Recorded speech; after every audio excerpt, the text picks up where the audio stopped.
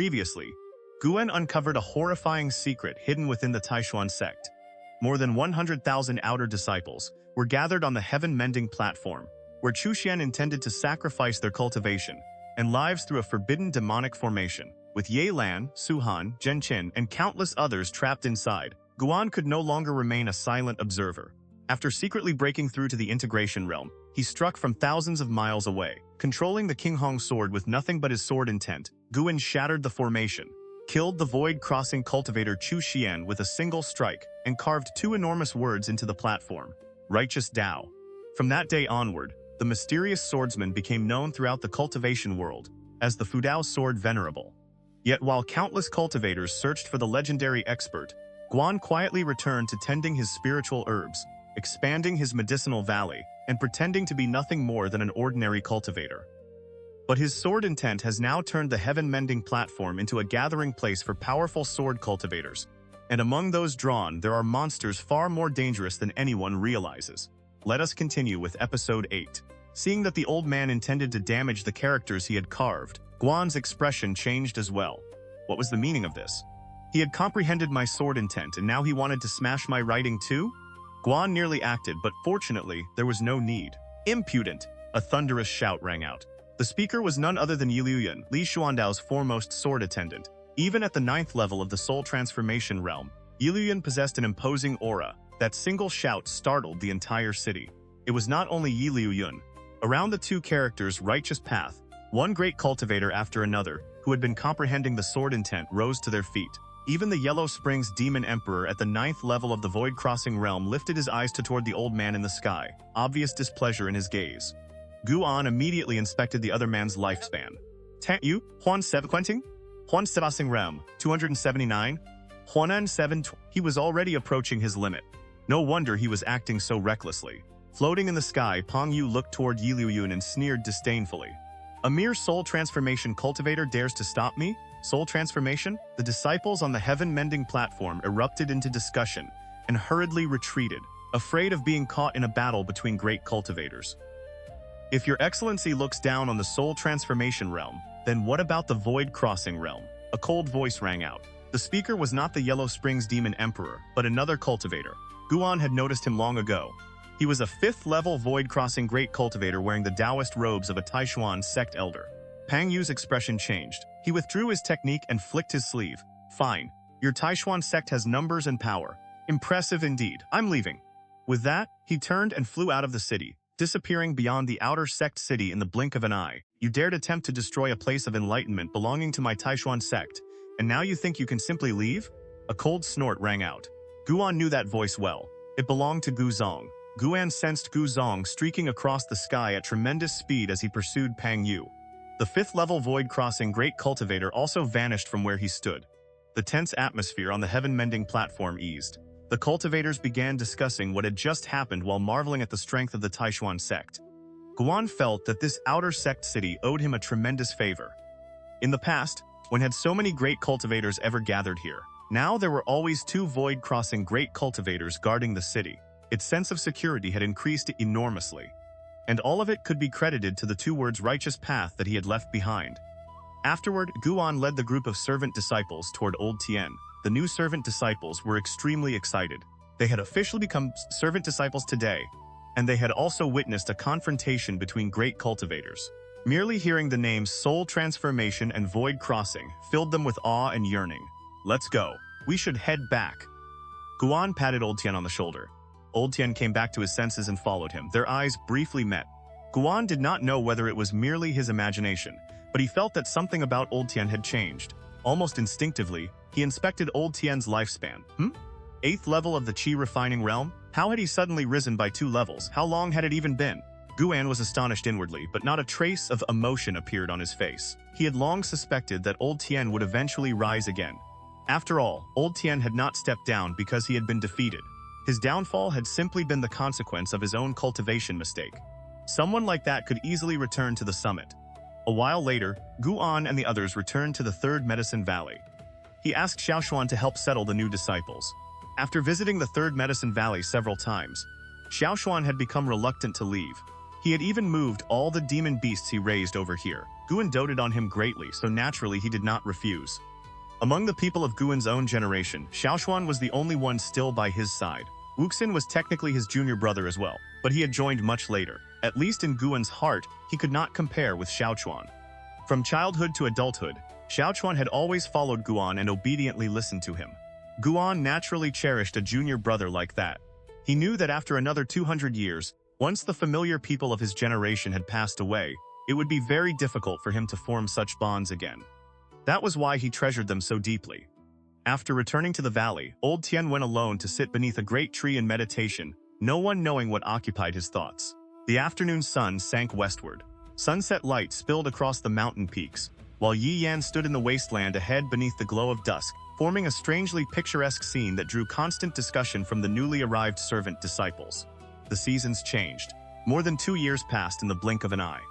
That summer, Guan was already 46 years old. He stood atop a mountain and looked down over the rivers and mountains below. Everywhere he looked, medicinal fields spread across the land. Even within the forests, medicinal gardens could faintly be seen.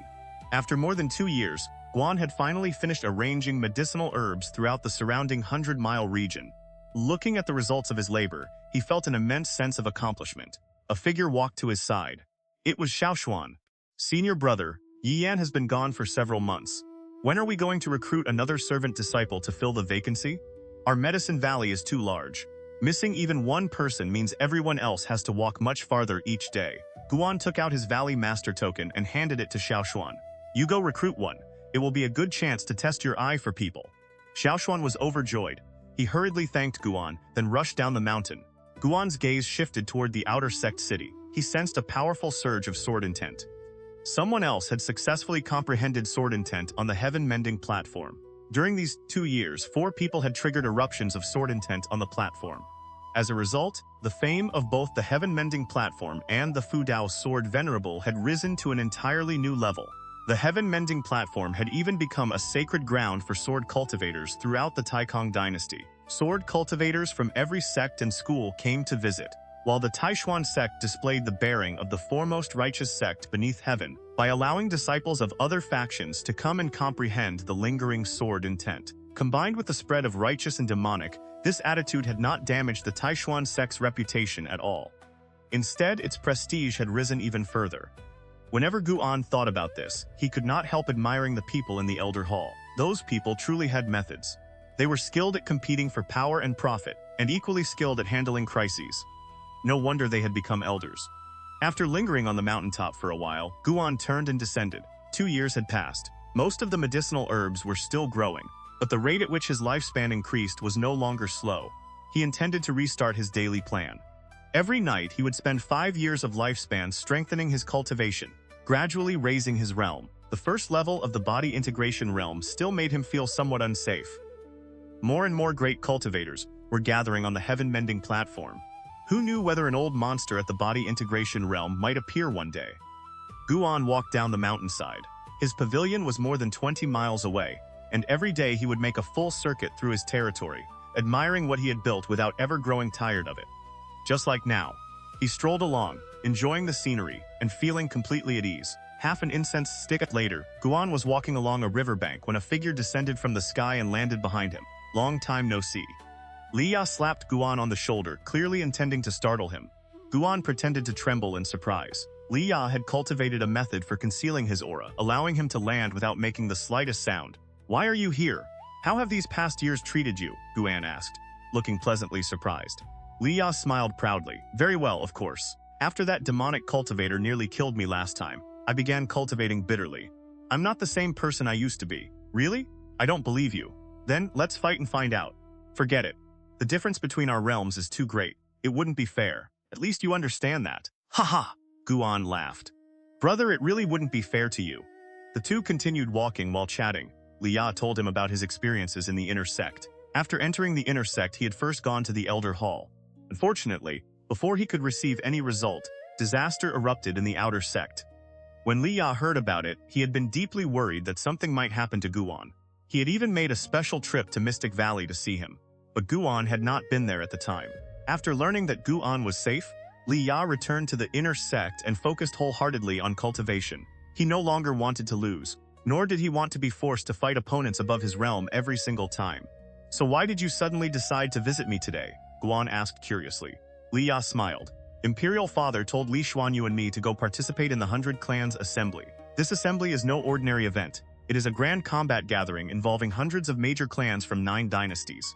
There are rankings of strength, and the results will be recorded in books and spread throughout the cultivation world. The victors also receive opportunities beyond imagination. It is not merely a matter of honor for the great clans. It is a struggle for both fame and benefit." "Oh right, Ji Xiaoyu from your Ji family will be participating as well." Guan immediately imagined all sorts of extraordinary events and found himself genuinely interested. Unfortunately, he was not qualified to participate. Even if he were, he would be too lazy to go. Something like this was best enjoyed as a story. "Can you defeat our third young mistress?" Guan teased. "I couldn't before, now? Not necessarily." Li Ya spoke with great confidence. Guan could not help glancing at him. Something about this fellow's vitality seemed strange. Why did his blood and ki carry the faint feeling of a demon beast? The two chatted all the way back to the valley. That night, they drank together until late. The other disciples gathered around to listen as Li Ya spoke about the 100 Clans Assembly. Even old Tian came over to join the fun. By the way, former sect master Liu Beichen once took first place on the Hidden Dragon ranking, first place on the Dragon Phoenix ranking, and first place on the Immortal Fate ranking. At every stage of his life, he swept through all challengers and stood undefeated.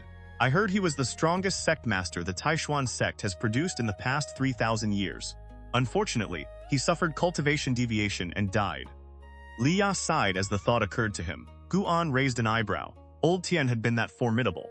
He deliberately did not look toward old Tian, lest he accidentally reveal that he knew the old man's true identity. Tongyu could not resist asking, "Martial Uncle Li Ya, do you think Zhou Tongyo can take first place on the Hidden Dragon ranking this time?" The Hidden Dragon ranking was a ranking contested by clan geniuses under 100 years old. Zhou Tongyo was already considered the foremost figure of the younger generation, and the novel Taixuan Immortal Venerable had made his name even more famous. Many people believed that Zhou Tongyo in the novel was based on the real Zhou Tongyo, who had once visited the Taixuan Sect and swept through its younger generation without a single defeat before leaving with his head held high. Li Ya glared at Tongyu. "What are you talking about? First place will obviously belong to your martial uncle. Zhou Tongyu, just wait. This time, your martial uncle will make him taste defeat." The disciples immediately looked at Li Ya with admiration. How could such boundless confidence not inspire others? Old Tian chuckled. "Actually, Zhou Tongyo is not your greatest opponent. The Taixuan Sect is still hiding someone whose talent surpasses his. That person has simply remained in seclusion and never displayed his fame." Li Ya looked at him. "Who?" "Lu Xian. He reached the core formation realm at 30. "What?" Li Ya's expression changed, and everyone else was startled as well. Most of the people present were already over 30 years old. They could hardly imagine what kind of talent was required to reach core formation at that age. Guan's expression turned strange. During the past 2 years, another person had arrived at Tianya Valley. That person was Lu Xian. Previously, Guan had never connected Lu Xian with Lu Baitian. Now that he thought about it, could the two really have no blood relationship? Li Xuandao was truly impressive. He had somehow poached the Taixuan Sect's secretly hidden #1 genius. That seemed almost unreasonable. Old Tian's mention of Lu Xian caused the disciples to bombard him with questions, all wanting to know what this supposedly #1 genius was really like. Li Ya also silently committed the name to memory. He decided that during the 100 Clans Assembly, he would defeat Lu Xian and prove his own talent. The Third Medicine Valley was exceptionally lively that night. Even Old Tian became more talkative and occasionally burst into laughter. Early the next morning, Li Ya bid farewell to Guan. "I'm leaving. Just wait until my name shakes the world." Watching Li Ya's departing back, Guan suddenly felt a little envious. Li Ya was always rushing forward, his fighting spirit burning fiercely. Guan, by contrast, thought too much about everything, and hesitated over every decision. Then he remembered how miserable Li Ya looked whenever he was badly injured, and the corner of Guan's mouth rose involuntarily. Envy was fine, imitating him was not. After Li Ya left, the disciples of the Third Medicine Valley returned to their work. The territory was enormous, so someone had to patrol it every day. Guan returned to Mystic Valley. After inspecting each garden, he flew directly towards Xianxia Valley. Along the way, he found a secluded place. Quietly spent 5 years of lifespan strengthening his cultivation, then resumed his journey. When he entered Xianxia Valley and followed the path into the valley, he saw Yi Liuyun and Lu Xian exchanging techniques in midair. Lu Xian wore red robes, his long hair flowing behind him. At first glance, one might even mistake him for a woman. He held a large gourd-shaped fan and effortlessly countered Yi Liuyun's sword techniques. The two moved through the air, apparently evenly matched. Yi Liuyun had suppressed his cultivation. Otherwise, Lu Xian would not have been his opponent at all. Guan could not resist inspecting Lu Xian's lifespan again. Lu Xian first level, core formation realm, 75, 480, 4,900. He had reached core formation at 30. Yet his cultivation had not advanced at all during the following 45 years? If not for that astonishing lifespan limit of 4,900 years, Guan would have found it difficult to believe that this man was the Taixuan Sect's foremost genius. Aside from Ji Xiaoyu, who possessed an innate Dao talisman, a lifespan limit of 4,900 years was unquestionably the greatest human talent Guan had ever seen. Lu Xian did not appear injured. Could he, like Wuxin, be cultivating some strange secret art? Sun Da, Sun Er, and Sun San quickly rushed toward Guan, extremely excited. Every time Guan came, he brought them something delicious. Although they were demons captured by Luo Hun, Guan never looked down on them for that. As a result, their relationship with him was excellent. These are 5th-grade spirit fruits, one for each of you. Don't fight over them. Guan took out 3 bright red fruits the size of watermelons and placed them on the ground, allowing the 3 monkey demons to choose for themselves. He then walked toward one of the gardens. Today was another harvesting day. His medicine valleys were growing larger and larger. He now had something to harvest almost every day, and he thoroughly enjoyed his current life. By the time he finished harvesting, Yi Liuyun and Lu Xian had also ended their sparring session. The two landed on the ground. Yi Liuyun began commenting on Lu Xian's performance, while Lu Xian listened with unusual humility. "Senior Yi, when will you face your tribulation?" Lu Xian asked expectantly. "I can wait until then and watch you challenge the Fudao Sword Venerable." His tone was utterly sincere, as though he truly believed Yi Liuyun could defeat the Fudao Sword Venerable. Yi Liuyun hesitated. "At most, another half year. When the time comes, I will go to the Taixuan Sect's Tribulation Valley to face my tribulation. As for challenging the Fudao Sword Venerable, we can discuss that later." Ever since visiting the Heaven-Mending Platform, Yi Liuyun had completely abandoned the idea of confronting the Fudao Sword Venerable. The gap was simply too vast.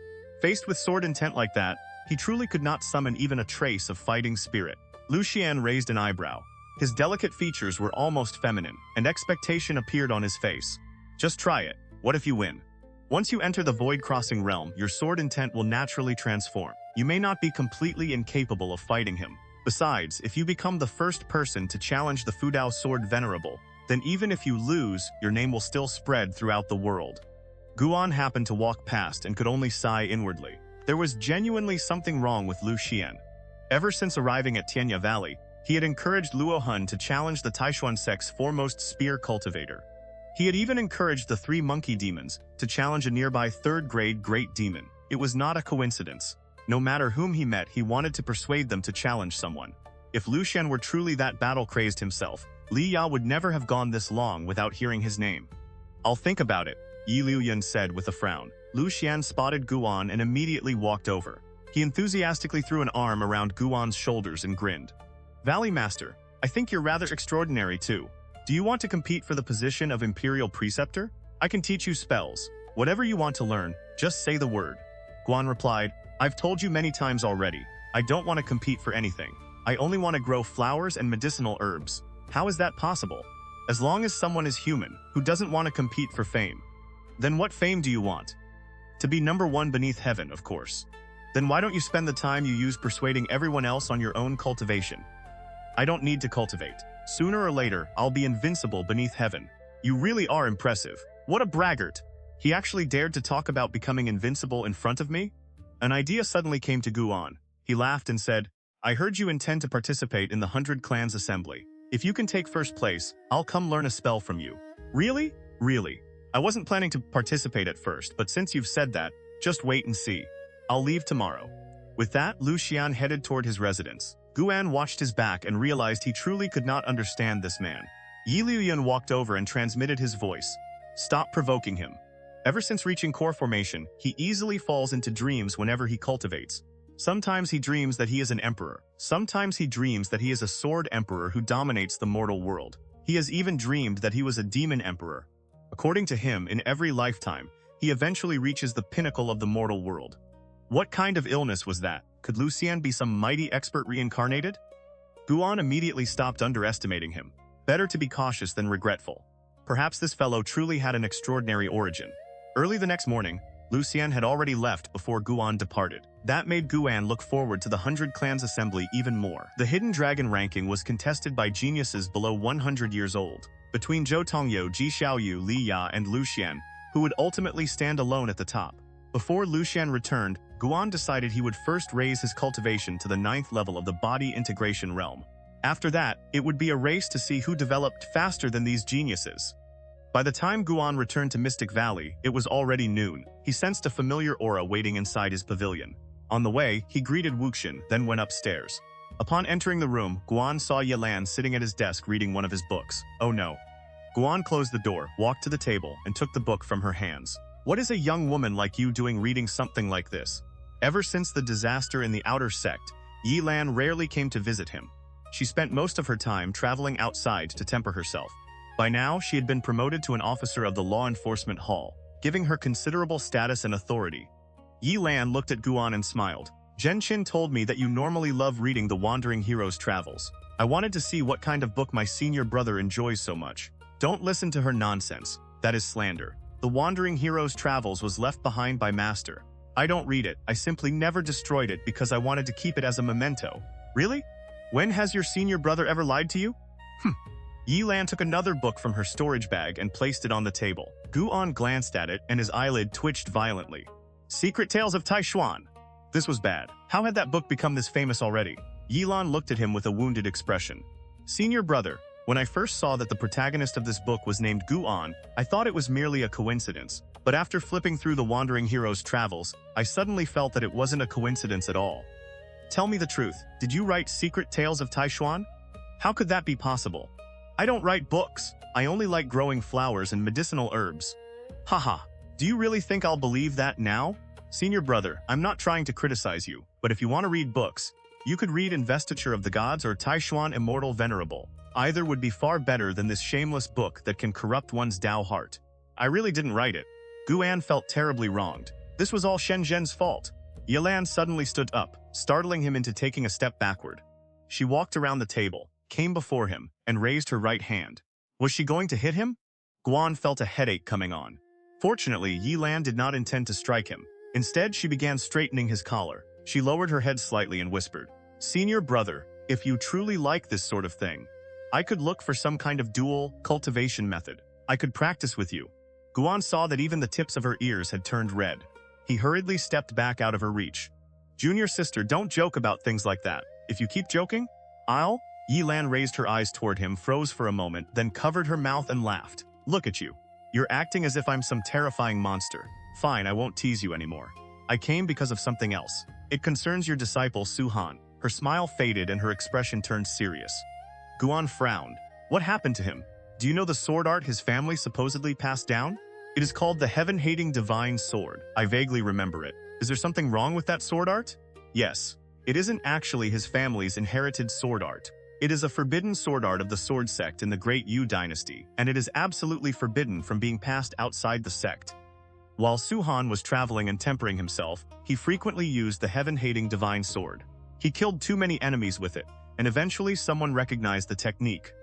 The matter has caused an enormous disturbance. I heard the Sword Sect is already preparing to come and seize Su Han. It's that serious? Guan was moved. Even with Su Han's aptitude, he could actually stir up events like a protagonist from a novel? Yelan nodded. I have sheltered Su Han inside the Law Enforcement Hall, but if the Sword Sect arrives, the Law Enforcement Hall definitely cannot protect him. They are a major sect. The Taixuan Sect cannot offend the Sword Sect for the sake of a single outer disciple. Guan thought for a moment. I'll see if I can find a way. Yelan reassured him. If you're afraid of trouble, you can simply leave him alone. You cannot protect him for his entire life.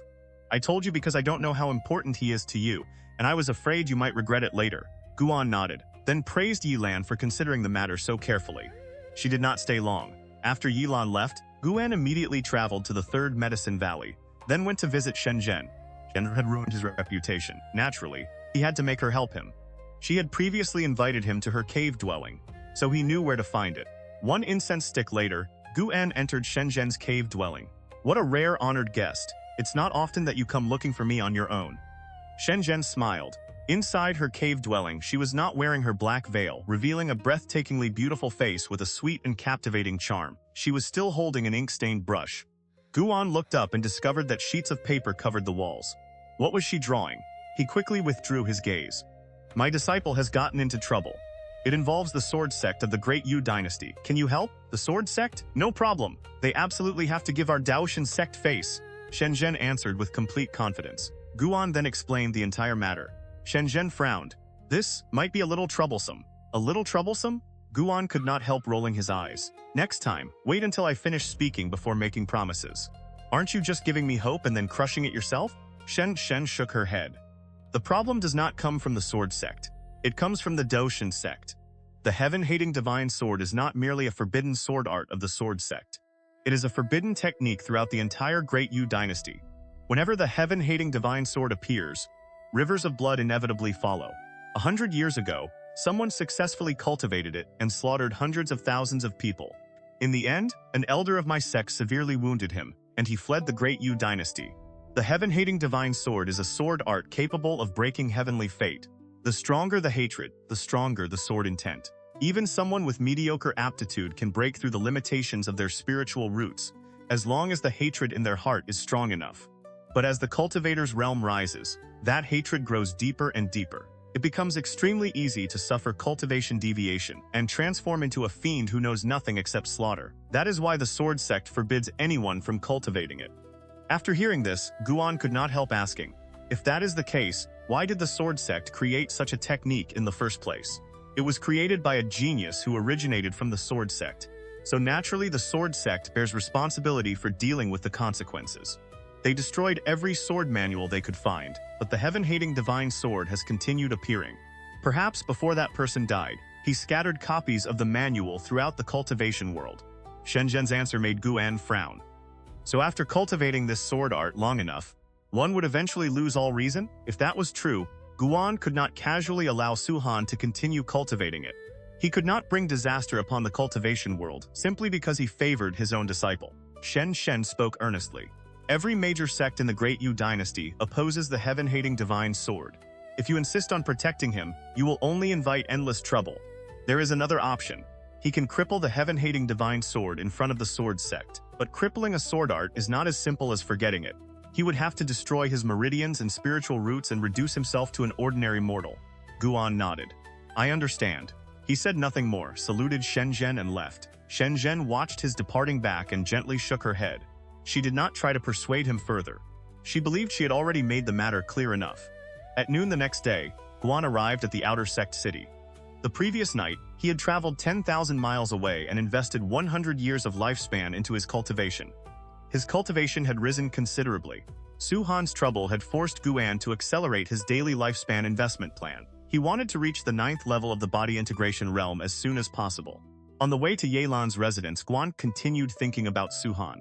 Su Han was his disciple. Naturally, Guan should help him. But he could not help without reason or limit. Moreover, according to Shenzhen, cultivating the heaven-hating divine sword was not a good thing for Su Han himself. Sooner or later, he would lose his mind. It was a path filled with suffering. The more Guan thought about it, the more he decided to let Su Han make his own choice. At most, Guan would help him once. At the same time, another thought occurred to him.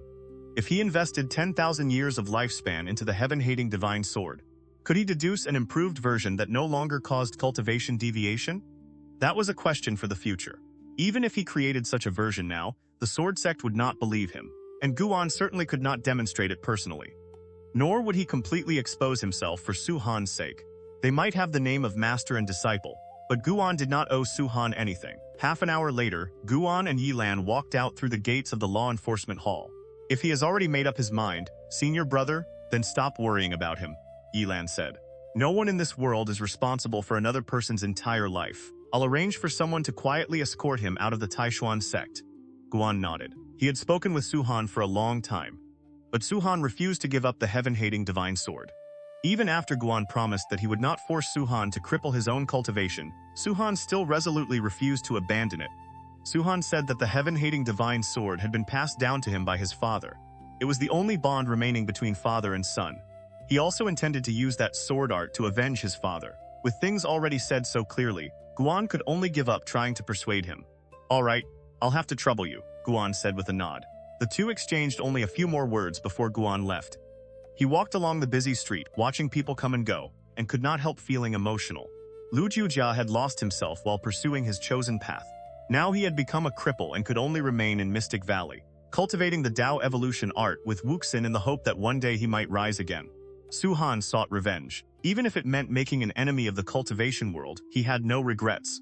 Guan was very strong, yet he still could not decide the roads taken by the people around him. Much less could he change their thoughts. The mortal world rolled endlessly onward, driven by gratitude and resentment, love and hatred. Guan's thoughts wandered. Some faint realization seemed to arise in his heart, and he entered a strange state. Without noticing, he had walked onto the Heaven-Mending Platform. He accidentally bumped into someone and abruptly returned to himself. "I'm sorry." Guan hurriedly apologized, inwardly astonished. This was the first time he had ever entered such a self-forgetting state. Even when inheriting cultivation methods and spells in the past, he had never experienced anything like it. He tried to recall what had happened. The feeling was vague and impossible to put into words, yet he somehow felt that something within him had changed. "Were you experiencing enlightenment just now?" the person he had bumped into asked calmly. Guan looked at him. He was a green-robed man with a weathered face. A sword case was strapped across his back, and the hilts of 3 swords protruded from its top. Guan instinctively inspected his lifespan. Han Ming 5th level, Void Crossing Realm, 5 Drate 7, 2780. This man also cultivated an aura concealing art. The cultivation world truly was full of old foxes. Guan asked in surprise, "What is enlightenment? I was only thinking about something." Inwardly, he immediately warned himself. In the future, he could not wander around while losing himself in thought. It was too easy to invite trouble. Han Ming stared at him. Enlightenment is precisely that, thinking deeply about something. Until, during the process, one begins resonating with heaven, earth, and nature, entering an extraordinary state. You do not need to apologize. I deliberately stepped into your path. If you had continued a little farther, you would have walked straight into those great cultivators. Is enlightenment really that impressive? I don't feel as though my cultivation changed at all. Guan's question was half genuine and half an act. He pretended to be ignorant, but in truth he really did not understand enlightenment. Han Ming turned and looked toward the 2 distant characters' righteous path. Enlightenment is exceedingly rare. It cannot be taught and cannot be predicted. It depends entirely upon one's comprehension and fortune. Some people break through cultivation realms because of enlightenment. Others use enlightenment to create peerless arts that shake the world. I once experienced enlightenment myself and comprehended my own sword art. I do not know what you comprehended just now, but sooner or later, you will naturally feel the benefit. Thank you for your guidance, Senior. May I ask your honored name? Guan cupped his fists. My name is Han Ming. I come from the Great Yu Dynasty. I came here specifically to seek instruction from the Fudao Sword Venerable. Guan could not help asking, how does Senior intend to seek instruction? Han Ming gathered his qi and focused his spirit. Then he suddenly shouted, I am Han Ming, sword cultivator of the Great Yu Dynasty. I have come specifically to experience the sword Tao of the Fudao Sword Venerable. 1 month from now, we will compare sword arts outside the city.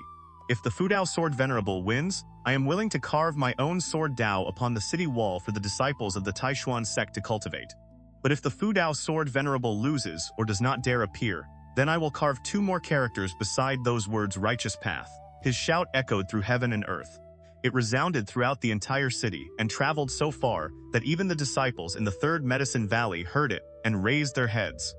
Countless gazes on the Heaven-Mending Platform turned toward Han Ming. Guan instinctively took a step backward. He did not want anyone to think he had anything to do with Han Ming. Unfortunately, Han Ming turned and walked directly toward him.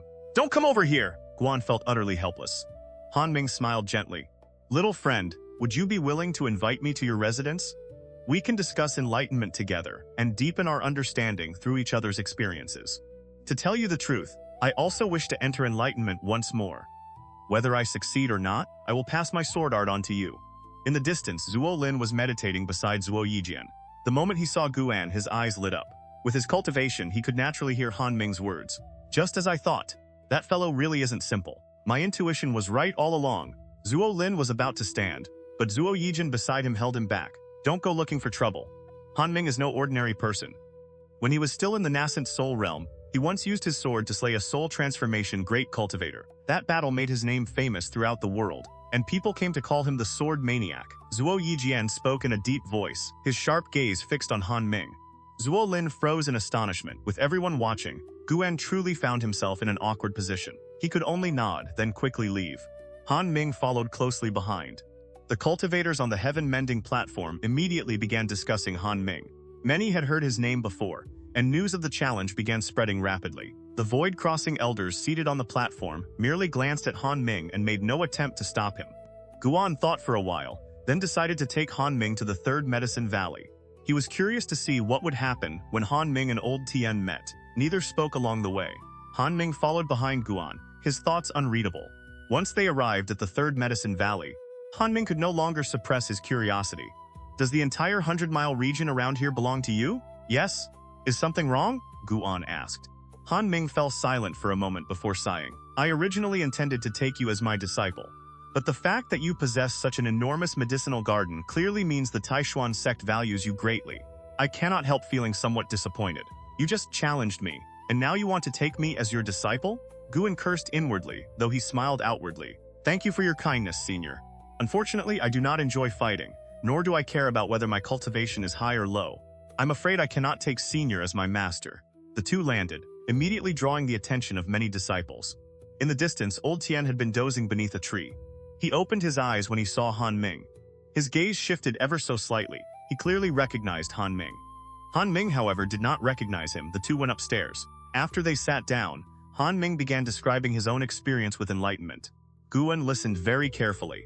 Han Ming had experienced enlightenment when he was 200 years old. At the time, he had been unable to break through to the 9th level of the core formation realm, and believed he had reached the limit of his life. Depressed, he sat beneath a waterfall in meditation for 7 days and 7 nights. Only then did enlightenment descend upon him. In a single night, his sword heart awakened, and his sword intent underwent a complete transformation. Hearing this, Guan immediately thought of lifespan limits. He wondered whether enlightenment could change a person's maximum lifespan. Until now, Guan had never encountered anyone who had broken through their lifespan limit. Current lifespan, on the other hand, could change relatively easily. As cultivators rose through different realms, their current lifespan increased. Yet there was no fixed lifespan standard for any major realm. After all, lifespan was also affected by one's condition, cultivation method, heavenly treasures, earthly treasures, and many other factors. Li Xuandao, for example, was clearly a soul transformation cultivator, yet some nascent soul cultivators possessed lifespans comparable to his. Ji Xiaoyu was an even greater example. Back when she was only at the 9th level of the Foundation Establishment realm, she already possessed more than 800 years of lifespan comparable to Li Xuandao at the 8th level of the Soul Transformation realm. Severe injuries could also change a person's lifespan, as seen with Old Tian and Lu Jujia. Humans were not data. They did not possess fixed values. Guan could only continue observing. When Han Ming finished speaking, he invited Guan to describe his own experience of enlightenment. This time, Guan did not conceal anything. He honestly spoke of the worries that had occupied his mind, merely leaving out the matter of the heaven-hating divine sword. After he finished, Han Ming fell into thought. You worried about your disciples' safety, and realized that you cannot alter the fates of the people around you. To achieve enlightenment through such thoughts, perhaps you truly are a genius. 1 month from now, I will compare sword arts with the Fudao Sword Venerable. I may die. Why don't I spend this month passing my entire sword Dao onto you? Pass on his sword arts? Guan instinctively wanted to refuse. He already possessed the Taicang Shocking God Sword and the Wood Spirit Sword Art. He even had the Heaven-Hating Divine Sword recorded within the system. There was no need to waste more time and lifespan cultivating other sword arts. Rather than collecting more techniques, he could use lifespan to deduce and improve the sword arts he already had. Why learn so many? Guan deliberately put on a troubled expression. Senior, I have no interest in the sword Dao.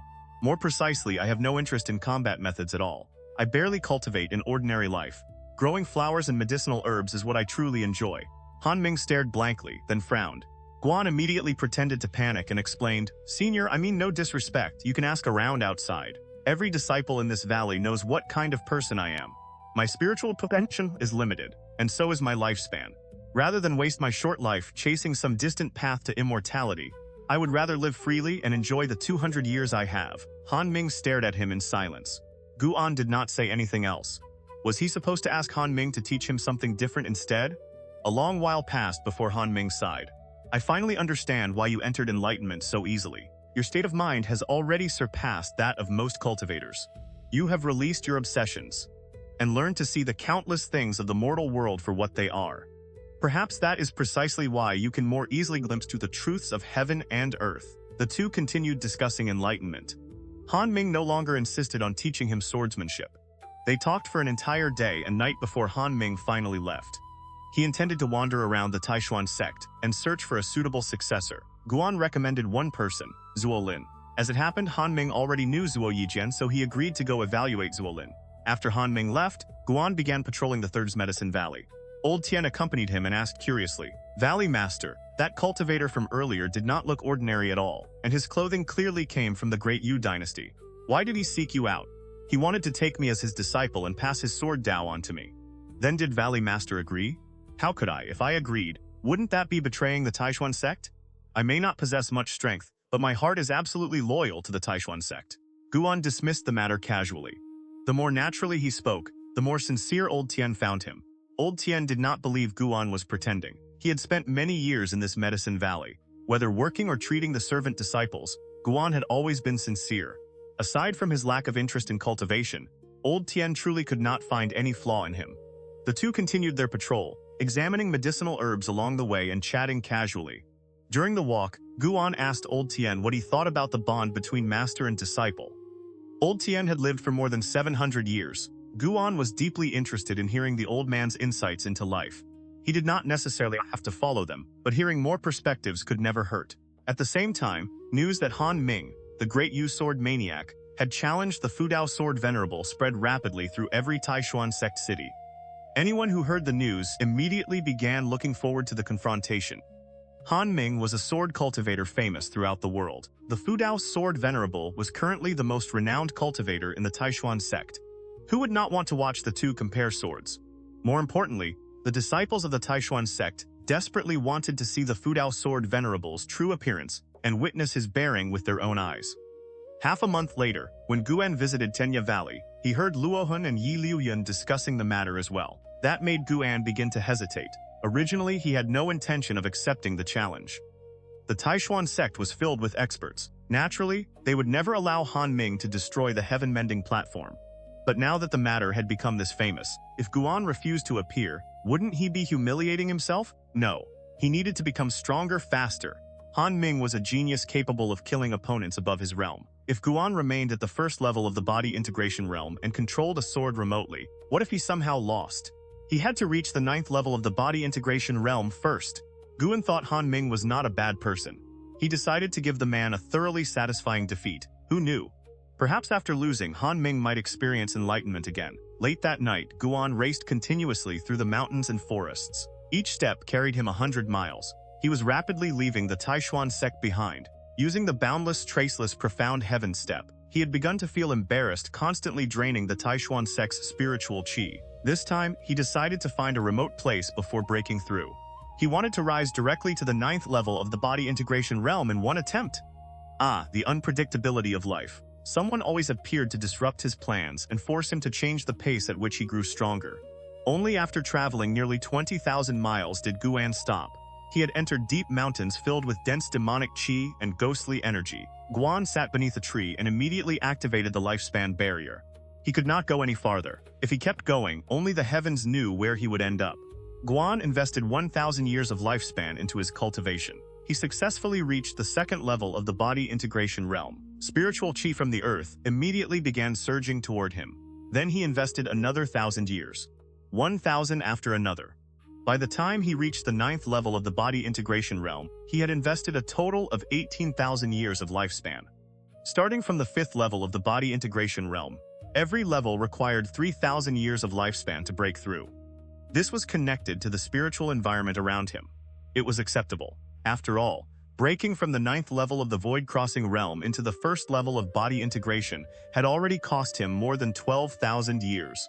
Looking at the more than 200,000 years of lifespan he still possessed, Guan felt delighted. He began enjoying the rise in his cultivation. The mountains and forests trembled. Great winds rushed in from all 8 directions. Beneath Guan's feet, waves of green spiritual energy rose from the earth. Roar! A deafening bellow came from far away. A demon beast was roaring. Guan was secretly alarmed. That beast's aura was no weaker than the soul transformation realm. This region actually concealed such a terrifying creature. Fortunately, he had not traveled this far during his previous breakthroughs. It would have been miserable luck if a demon had eaten him while he was breaking through. Then another demon beast roared. Then another. The sounds came one after another, growing more numerous until they seemed capable of overturning the entire night. Black clouds churned across the sky, swallowing the moon and stars. It was impossible to tell whether those were clouds or demonic chi. At that moment, Guan felt as though he had become trapped inside a demon realm or devil realm. From every direction came howls, roars, wails, and shrieks from demons and ghosts. The entire world felt dreadful and terrifying. The forest ahead shook violently, as though its trees might be ripped from the ground at any moment. In the darkness beyond the forest, an enormous mountain suddenly began to move. With Guan's eyesight, he could clearly see what it truly was. A colossal demon, at least 300 zhang tall. Its body resembled a gigantic tortoise, and an entire mountain rose from its back. Every step it took sent clouds of dust rolling into the air. Guan saw countless wandering ghosts and lost souls surrounding the mountain like an army of attendants. No wonder the Taicang Dynasty had cultivators, yet had never exterminated all the demons, monsters, and ghosts across the land. While traveling here, Guan's divine sense had caught the voices of villagers hidden among the mountains, confirming that he had not yet left the Taicang Dynasty. The Taicang Dynasty was enormous. Guan felt it was even larger than Earth in his previous life. A territory so vast naturally contained countless demons and ghosts. The other 8 dynasties were probably not much smaller, yet according to Shenzhen, all 9 dynasties combined occupied only a small corner of this continent. This world was truly vast beyond imagination. Endless spiritual ki from the earth poured into Guan's body, continuously raising his cultivation. No wonder advancing from the 1st to the 9th level of the body integration realm had consumed 18,000 years of lifespan. The process required an absurd amount of spiritual ki. Guan suspected the disturbance might affect a region tens of thousands of miles wide. It might even spread all the way toward the Taixuan Sect. If merely reaching the 9th level of body integration caused such a disturbance, then when he attacked an even higher realm, would he alarm the entire dynasty? The main problem was that he was compressing 18,000 years worth of spiritual ki absorption into an extremely short period. The amount being drained was enormous. Once the spiritual chi here was exhausted, his cultivation could only begin pulling ki from farther away. After all, heaven and earth also required time to replenish spiritual energy. Whatever, breakthrough first. No one was going to stop him from becoming stronger. Guan simply closed his eyes and ignored everything happening around him. Inside a spacious mountain cave, firelight flickered violently and stretched the shadow of a giant pot across the stone walls. It was an enormous iron pot nearly 1 zhang across. A fire burned beneath it while soup boiled furiously inside. White bones floated in the broth. Beside the cave wall, 2 human children were tied up. They looked only 12 or 13 years old, a boy and a girl. The boy was rubbing the hemp rope around his wrists against a sharp protrusion of stone. Both wrists were already soaked in blood. He did not even frown. Instead, he moved faster and faster. The pale white bones of his wrists could faintly be seen through the torn flesh. The girl knelt nearby, anxiously watching the cave entrance as though terrified of something outside. The entire mountain cave shook violently. Terrifying demonic winds blew in from the entrance, accompanied by the distant howls of what sounded like countless demons. Extreme fear drained the blood from both children's faces. Their bodies trembled uncontrollably. At last, the boy sawed through the rope around his wrists. He quickly freed himself, then hurried to untie the girl. But the ropes around her had been bound too tightly. He lacked the strength to loosen them. Grrr! A deep, wet breathing sound came from outside the cave, almost like the croaking of a giant toad. The boy froze. Despair appeared in his eyes. He stared toward the winding tunnel ahead. A huge, fat silhouette appeared upon the cave wall. Both children instantly turned deathly pale. The fat silhouette seemed to be dragged away by something. It vanished in an instant. A moment later, crisp chewing sounds echoed from outside the cave. The boy pressed himself against the wall and hurriedly covered his mouth, terrified of making even the slightest sound. The bound girl squeezed her eyes shut and did not dare look toward the entrance. The sinking spiritual ki of the earth had driven the demons into chaos and sent them fleeing in every direction. This night was destined to be anything but peaceful. 2 hours later, Guan's cultivation had only reached the 6th level of the body integration realm. He estimated that he would reach the 9th level by sunrise. Compared with his earlier breakthroughs, he was absorbing spiritual ki several times faster. Even so, the process still took a long time. Ordinary body integration cultivators did not create such massive disturbances when breaking through. They accumulated spiritual ki gradually. They did not absorb hundreds or even thousands of years worth of cultivation energy within a few hours. Guan waited patiently. Time passed swiftly. Dawn finally arrived. The first ray of sunlight tore through the night sky. Demonic clouds still covered the heavens, while thick demonic ki rolled through the mountains and forests like dense fog. Guan sat beneath the tree. Suddenly, he opened his eyes. 9th level of the body integration realm. Success. Upon reaching this level, he could clearly feel that both his divine sense and his physical senses had increased tremendously. He could even feel spiritual power condensing around his heart, as though something were about to grow there. The speed at which the Earth's spiritual chi flowed into him began slowing. Guan felt more than 100 times stronger than before. The 9th level of body integration was absolutely incomparable to the first. Guan refused to believe that any first-level body integration cultivator could cross 8 levels and kill him. The thought had barely appeared when cold sweat suddenly drenched Guan's entire body. That had almost damaged his Dao heart. He absolutely could not think like that. Those people who were killed by opponents, fighting above their level, probably all had exactly that mentality. He could never underestimate anyone. He had to remain mentally prepared for the possibility that someone might destroy him at any moment. Only then would he always respond with everything he had. Once his cultivation had completely stabilized, Guan closed the lifespan barrier. This time, the barrier alone had consumed more than 8,000 years of lifespan. At this rate, simply activating the lifespan barrier would eventually become an enormous expense. He still needed to work harder to earn lifespan. He looked wealthy now, but if he ever wanted to strengthen himself comprehensively in a single round, his current reserves would not be enough. Guan stood, stretched his tired body, then placed a hand against his chest. The body integration realm felt like a transitional stage. It lacked the clear milestones of the previous realms, yet this transition demanded an enormous accumulation of cultivation. Guan could sense that the next realm was somehow related to the heart. Whatever was condensing around his heart seemed to be a sign of what lay ahead. For now, however, he could not determine exactly what it was. He strode forward. Using the boundless, traceless, profound heaven step once again, he crossed several hundred miles with every step. At the same time, he spread his divine sense and carefully experienced the differences brought by the 9th level of the body integration realm. Suddenly, Guan stopped. He looked in one direction and frowned slightly. After hesitating for a moment, he still headed that way. Beside a small river in the mountains, a boy covered in blood and mud stood before a cliff. He clutched a large stone in his hands. Behind him stood a girl in equally miserable condition, staring ahead in terror. Across the river, trees were pushed aside as a wolf demon nearly 2 zhang tall emerged from the forest.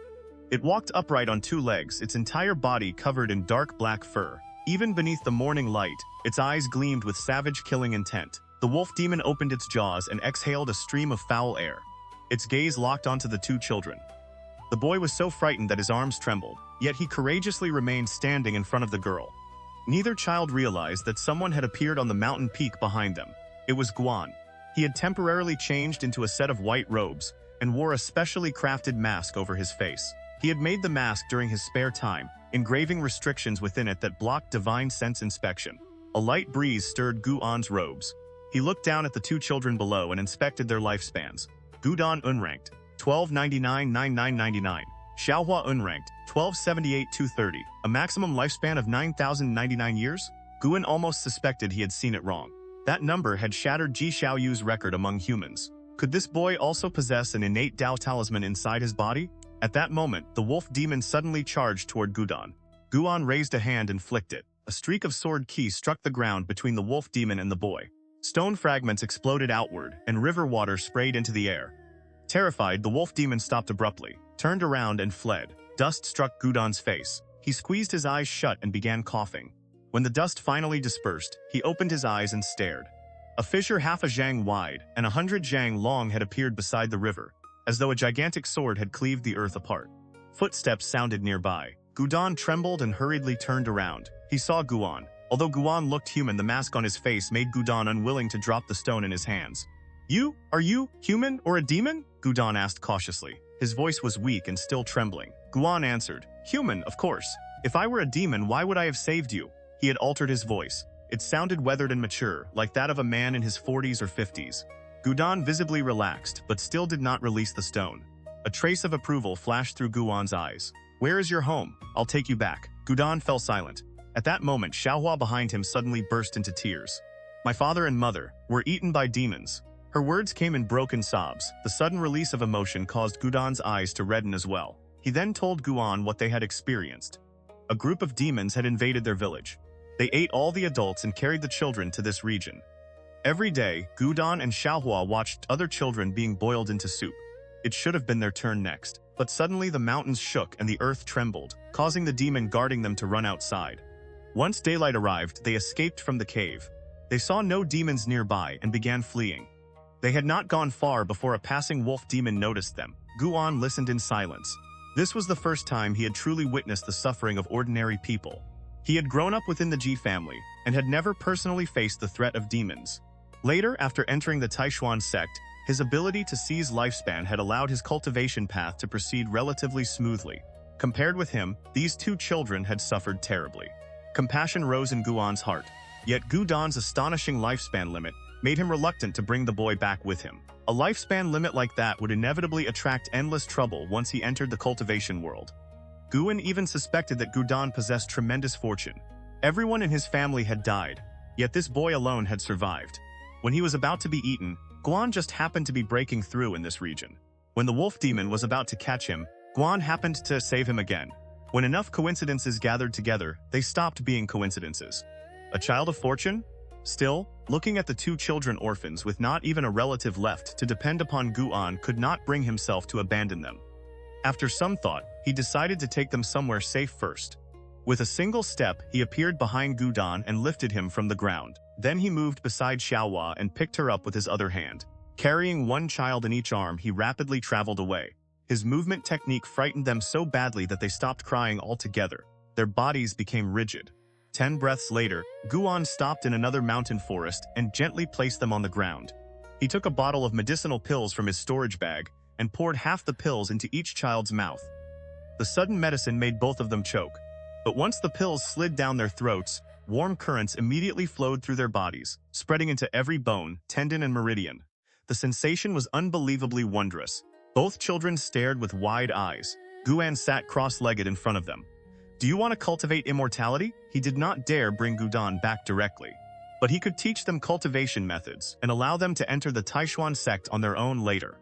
That way, they would have nothing obvious to do with him. Giving the Taixuan Sect such a supreme genius could also count as compensation for all the times Guan had rudely drained its spiritual qi over the years. Are you an immortal? Gu Dan asked in shock, his face filled with excitement. I'm not. I'm merely working toward becoming one. Since you no longer have anywhere to rely upon, I will teach you a cultivation method. In the future, you can join the Taixuan Sect. At least then, you will have somewhere to call home. Guan continued using his altered voice, ensuring the children would not recognize him if they met again within the Taixuan Sect. Gu Dan nodded eagerly. He even dropped to the ground, kowtowed before Guan and cried, "Master!" Then he turned towards Xiaohua, who was still staring blankly, pushed her head downward, and said, "Hurry and call him Master!" Xiaohua instinctively cried, "Master!" Guan had intended to refuse, but when he saw the expectation in both children's faces, he found himself unable to do so. Damn it. Was this the influence of great fortune? Guan refused to believe he had suddenly become soft-hearted. It must be Gu Dan's fortune affecting him. Cultivation already emphasized fortune, karma, and all sorts of vague and intangible forces. Fine, I'll teach you the mental formulas of a cultivation method. Listen carefully and memorize them. Guan spoke seriously. The two children hurriedly sat upright and stared at him attentively, afraid of making him angry. Guan taught them the Yang-Wood primordial art, the same cultivation method he practiced. He was not afraid that Gu Dan might master it completely. Once Guan accumulated 1 million years of lifespan, he intended to improve this cultivation method further anyway. In truth, he also wanted to see how far Gu Dan could develop the Yang-Wood primordial art. Even now, Guan still did not know what level his cultivation methods and supreme arts occupied within the greater cultivation world. Time passed quickly. Guan spent half a day teaching them, most of that time devoted to Xiaohua. He explained the first layer of the mental method. Gu Dan memorized it after hearing it once. That lifespan limit truly did not lie. Guan told Gu Dan to cultivate on his own while he continued teaching Xiaohua personally. "Master, there seems to be something inside my body. Is this spiritual power?" That afternoon, while Xiaohua was still struggling to understand the formulas, Gu Dan suddenly cried out excitedly from nearby. Xiaohua's eyes widened in disbelief. Then her expression quickly dimmed. Guan said calmly, "Why are you shouting? Do you want to attract demons here?" Gu Dan immediately shut his mouth. By evening, Xiaohua finally memorized the first layer of the Yang-Wood primordial art. A night passed. Gu Dan had fully stepped onto the path of cultivation. Xiaohua, however, had still not produced spiritual power. Normally, someone with 5-element spiritual roots needed around a month of cultivation before producing their first trace of spiritual power, so Guan was not disappointed with her. At dawn, Guan prepared to leave. Gudan, I need to go out for a while. I'll return tonight. Take good care of your junior sister. Gudan opened his eyes and hurriedly stood. Master, will you really come back? Please don't abandon us. I promise I won't shout anymore. Xiaohua opened her eyes as well. She immediately ran over and wrapped both arms around Guan's waist, refusing to let him leave. Guan did not know whether to laugh or sigh. Still, he spoke sternly. Your master going to kill demons. Do the two of you want to follow me and become burdens? Xiaohua hurriedly let go. Gudan's eyes shifted. Master, since we've both started cultivating immortality now, could you give us new names? To him, receiving a name from their master was deeply meaningful. If Guan named them, their relationship would feel even closer. Guan hesitated for a moment. Then he raised his right hand and pointed toward the earth from a distance, using sword chi to write characters upon the ground. Gudan hurried over to watch. Although the two children came from a mountain village, their village had possessed a teacher, so he could barely recognize written characters. When Guan finished, Gudan could not help asking, And what, Master, what is the second character? Your name will be Hao. Hao represents the vast heavens. I hope you can become the sky that shelters your junior sister, and that one day you can carve out a sky of your own. And Xiaohua will be called Xin. I hope you can live this life in peace. Learn to be content, and you will know happiness. Guan spoke calmly. Then he vanished into thin air.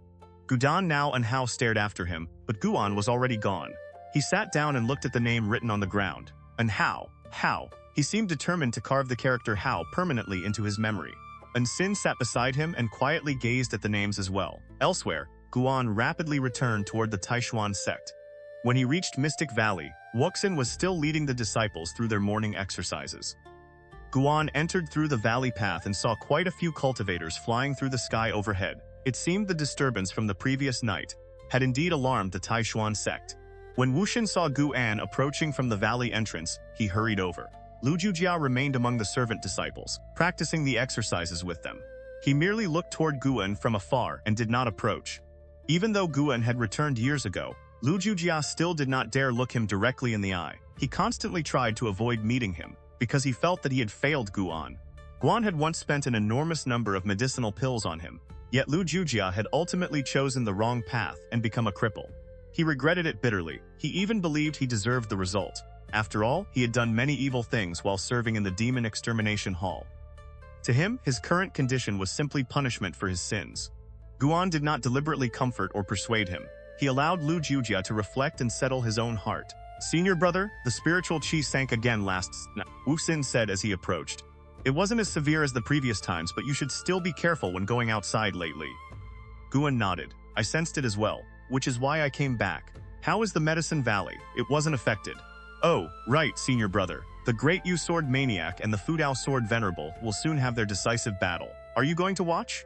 Has the Fudao Sword Venerable agreed to participate? Not yet, but everyone is talking about it. Surely he'll appear. The two spoke while walking toward the pavilion. Mystic Valley had recently recruited another group of servant disciples. As they practiced their exercises, many of them repeatedly glanced at Guan, filled with curiosity toward the true Valley Master. After all, they had heard that every few years, this Medicine Valley managed to cultivate another outer disciple. How could they not look forward to their own futures? After chatting with Wuxin for a while, Guan went upstairs. He intended to prepare several new sets of clothing for Hao and Xin. Half an hour later, he reached the third Medicine Valley and began inspecting his medicinal herbs. The third Medicine Valley was simply too large. Guan had to personally examine it to prevent mistakes. A single dead medicinal herb could mean lost lifespan for him. The disciples there were also discussing the sinking spiritual chi from the night before, offering one theory after another. Guan casually joined their conversation for a while. He did not leave until sunset. The sky glowed crimson as darkness slowly swallowed the mountains and forests. Hao stood on a tree branch and stared into the distance trying to find Guan. Below the tree, Xin asked anxiously, Could Master not be coming back? He will. Master said he would come back, so he definitely will. Hao's voice was firm. In truth, he was not certain at all. He was merely forcing himself to stay calm. Whenever he imagined that Guan might never return, he felt wronged and wanted to cry. But Xin was beside him. He absolutely could not shed tears in front of her. His father had once told him that a boy could cry, but never in front of a girl. Suddenly, a hand landed on Anjin's head. She screamed instinctively and jumped away. Hao heard her and immediately turned. The moment he saw the figure he had been waiting for all day, he cried out excitedly, Master! He jumped directly from the tree and threw himself at Guan, wrapping his arms around Guan's waist just as Xin had that morning. Once Anshin realized it was Guan, she rushed over and hugged him as well. They had known him for only 2 days. Yet within their hearts, Guan had already taken a place that could not be replaced. Guan placed one hand on each child's head and pushed them away. Cultivate properly. If you don't work hard, I'll abandon the 2 of you and leave. If we cultivate successfully, then you won't leave us, right? And Hao asked. Guan took out 2 sets of clothes from his storage bag. Didn't I already tell you? In the future, you will enter the Taixuan Sect. I cannot stay beside you for your entire lives. Once you have enough strength to protect yourselves, I will leave. And Hao's expression immediately fell. Tears quickly gathered in Anshin's reddening eyes. Guan ignored their reactions. After giving them the clothes, he led them toward a small river deeper in the forest. Half an hour later, Hao and Anshin had changed into their new clothes, and even their hair had been neatly arranged. Guan had to admit that after cleaning themselves up, the 2 children truly looked like a pair of golden boy and jade maiden. No wonder that demon had been reluctant to eat them immediately. Guan decided that from now on, he would stay with them every night and return to the Taixuan Sect during the day. Day after day passed. At last, the promised month arrived. The outer sect city was packed with people. Even the mountains outside the city gates were filled with cultivators sitting in meditation. Disciples had come from the other 7 outer sect cities, from all 4 inner sect cities, and even from the sect's main city to watch the battle. The Taixuan Sect made no attempt to stop them.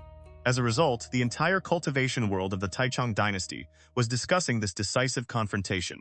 Before the southern city gate, Ming stood proudly with his eyes closed, one hand resting atop his sword case. A light breeze stirred his robes. Many cultivators crowded the city wall, staring at him and talking loudly.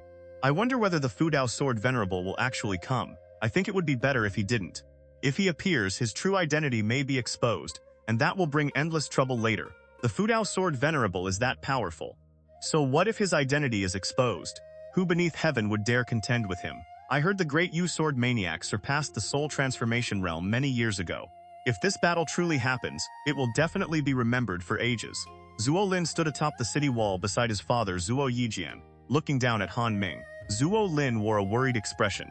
Since becoming Ming's disciple, naturally he was concerned about his master's safety. Zhang Qiong and Hu Mo, the latter a 9th-level soul transformation cultivator, stood upon a giant gourd artifact floating in the sky. They too were discussing the coming battle. Yi Lan stood atop a tall building and gazed toward the southern gate from afar. The sky was a deep blue, without a cloud for 10,000 miles. Beyond the city stretched endless mountains. There was still no sign of the Fudao Sword Venerable. More than a dozen disciples of the law enforcement hall stood beside her. All of them were her subordinates. Zhen Qin was among them, and every face showed intense excitement. 5 miles away, Shen Zhen stood atop a pagoda wearing her black veil. She too looked toward the southern gate, expectation filling her eyes. This duel between sword cultivators had been brewing for an entire month. It had captured the attention of the whole Taixuan Sect. Even the broader cultivation world was waiting for the result. Under the gaze of tens of thousands, Ming kept his eyes closed and waited patiently. At that same moment, 15,000 miles away in a vast mountain forest, Guan was teaching Hao swordsmanship. Hao had reached the 2nd level of the Qi refining realm after only 3 days of absorbing Qi.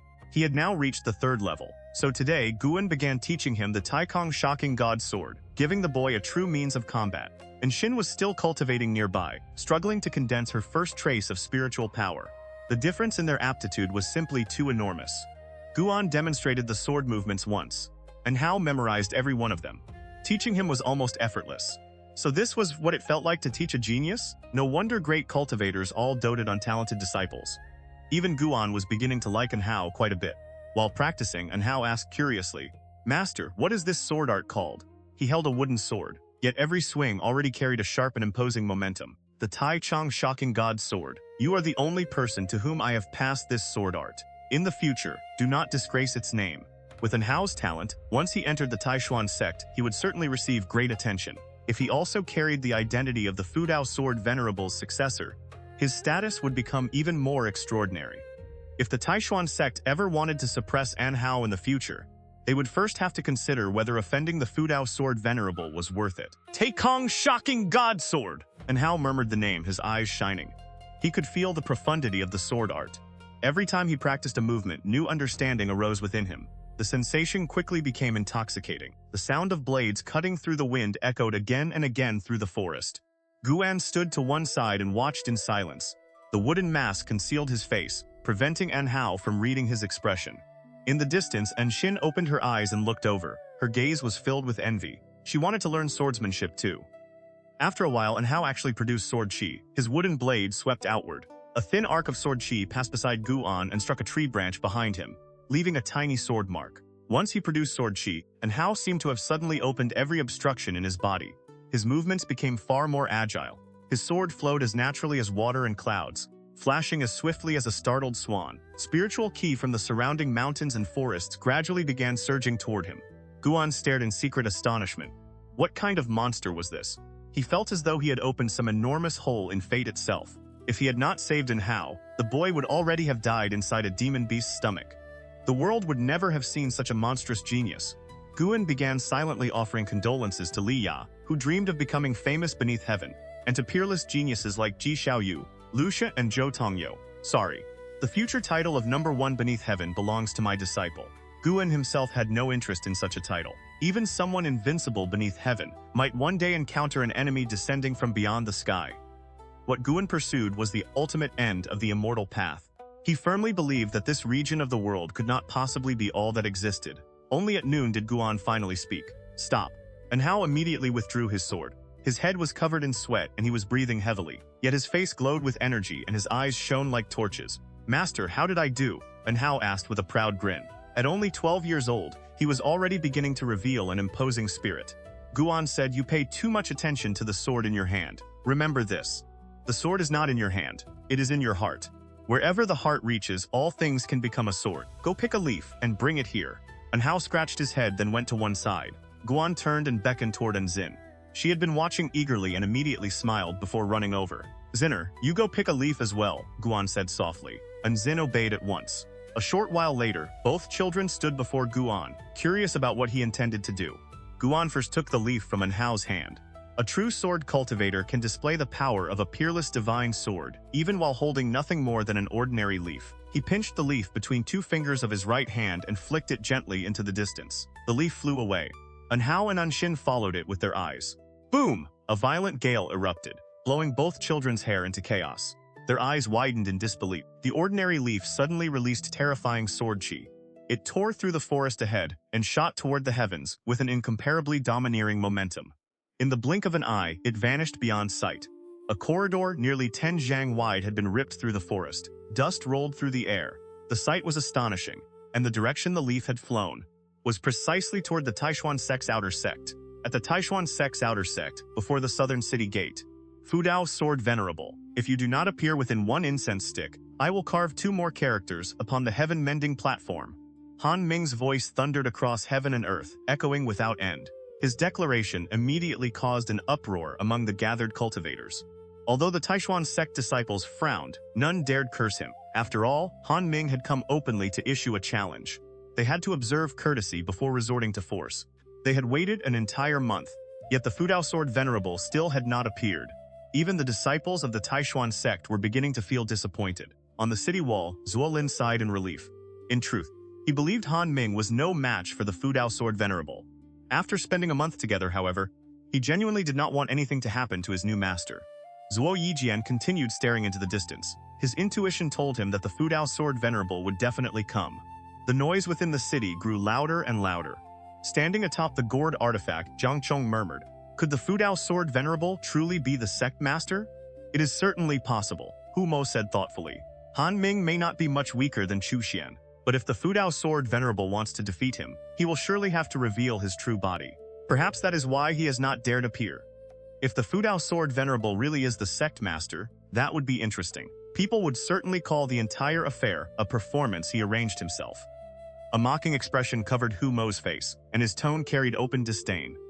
A faint glow surrounded the gourd beneath their feet. A restrictive force isolated the two of them from the surrounding space. Zhang Xiang was about to speak again when a tremendous surge of sword intent suddenly erupted beyond the southern gate. Immediately afterward, an unimaginable pressure came sweeping in from the south. Her head snapped upward. Hu Mo did the same.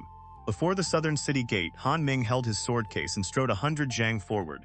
He drove the case into the ground, burying its base deep in the soil. The sword case opened.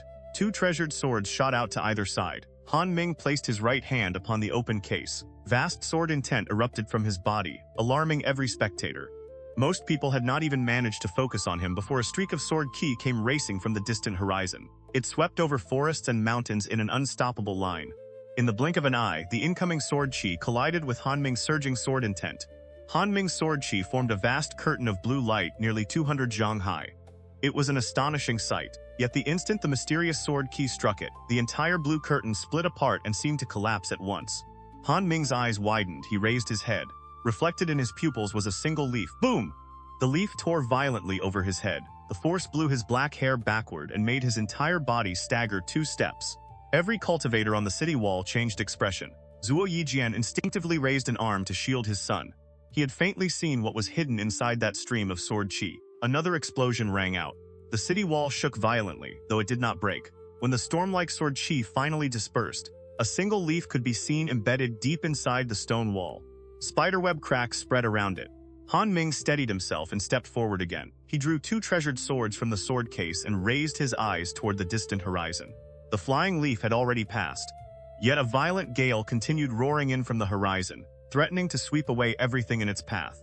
Han Ming stood unmoving. His robe snapped behind him, outlining his powerful frame. He stared into the distance as though facing his greatest enemy. The cultivators watching from every direction, as well as those inside the Taixuan Sect, instinctively held their breath. The Fudao Sword Venerable is here! Whoa, Master, you're incredible! What sword art was that? I want to learn it! After a brief moment of stunned silence, and Hao jumped excitedly. Guan took the leaf from Anjin's hand. She looked up at him in surprise. That was the very sword art I already taught you. When you master it, you will also be capable of what I just did. However, the truly perfected state of the sword Daozu is to return to simplicity and conceal greatness within the ordinary.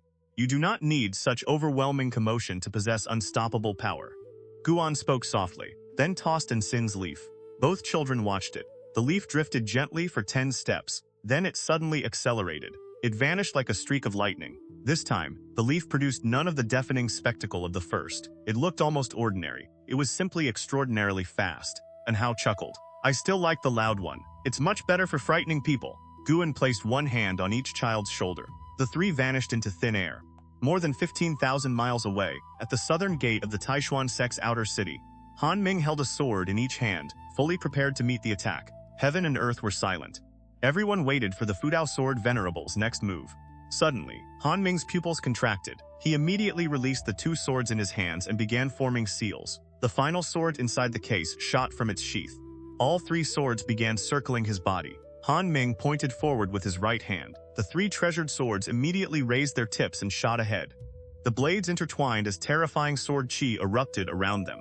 Their energy transformed into 3 enormous sword ki dragons that raced forward side by side. Ancient trees were ripped from the ground. Dust filled the air. Mountains, rivers, and earth trembled beneath their passage. Cultivators in the sky were forced backward. The spectacle was magnificent. Then a cold flash appeared at the edge of the horizon. It was a single leaf wrapped in sword chi. It's here! Han Ming stared fixedly at the approaching leaf. It did not radiate the same oppressive presence as the first leaf. Yet his intuition screamed that this one was far more dangerous. The leaf suddenly accelerated. It became a streak of cold light and violently tore through Han Ming's sword chi. The 3 treasured swords were blasted aside. Before they could even stop spinning through the air, the leaf had already reached Han Ming. Too fast! I'm going to die! Han Ming was terrified. He instinctively thrust out his palm. Golden light erupted from his robe and condensed into the phantom of a giant golden bell. Boom! The leaf shattered the golden bell instantly and pierced into Han Ming's right shoulder. The force was so overwhelming that he could not resist it. His body was dragged backward as the ground beneath his feet shattered. Han Ming flew all the way back and slammed into the city wall. The stone behind him cracked apart, yet the wall itself did not collapse. The reason was not because the wall was impossibly sturdy. Guan had deliberately controlled the force.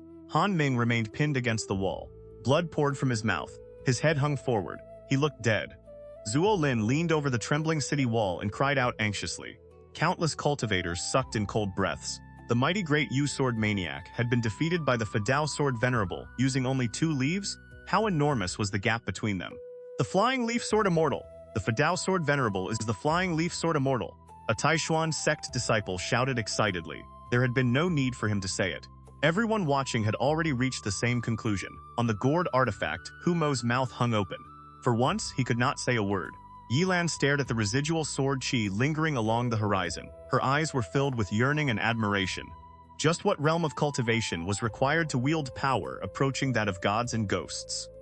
Shenzhen swept over the city wall and landed on the ground. She immediately took out paper and brush and began sketching the image of Han Ming pinned against the wall. Beneath a clear blue sky, amid endless mountains and forests, a small town stood beside a great lake. No matter who asks, do not mention me.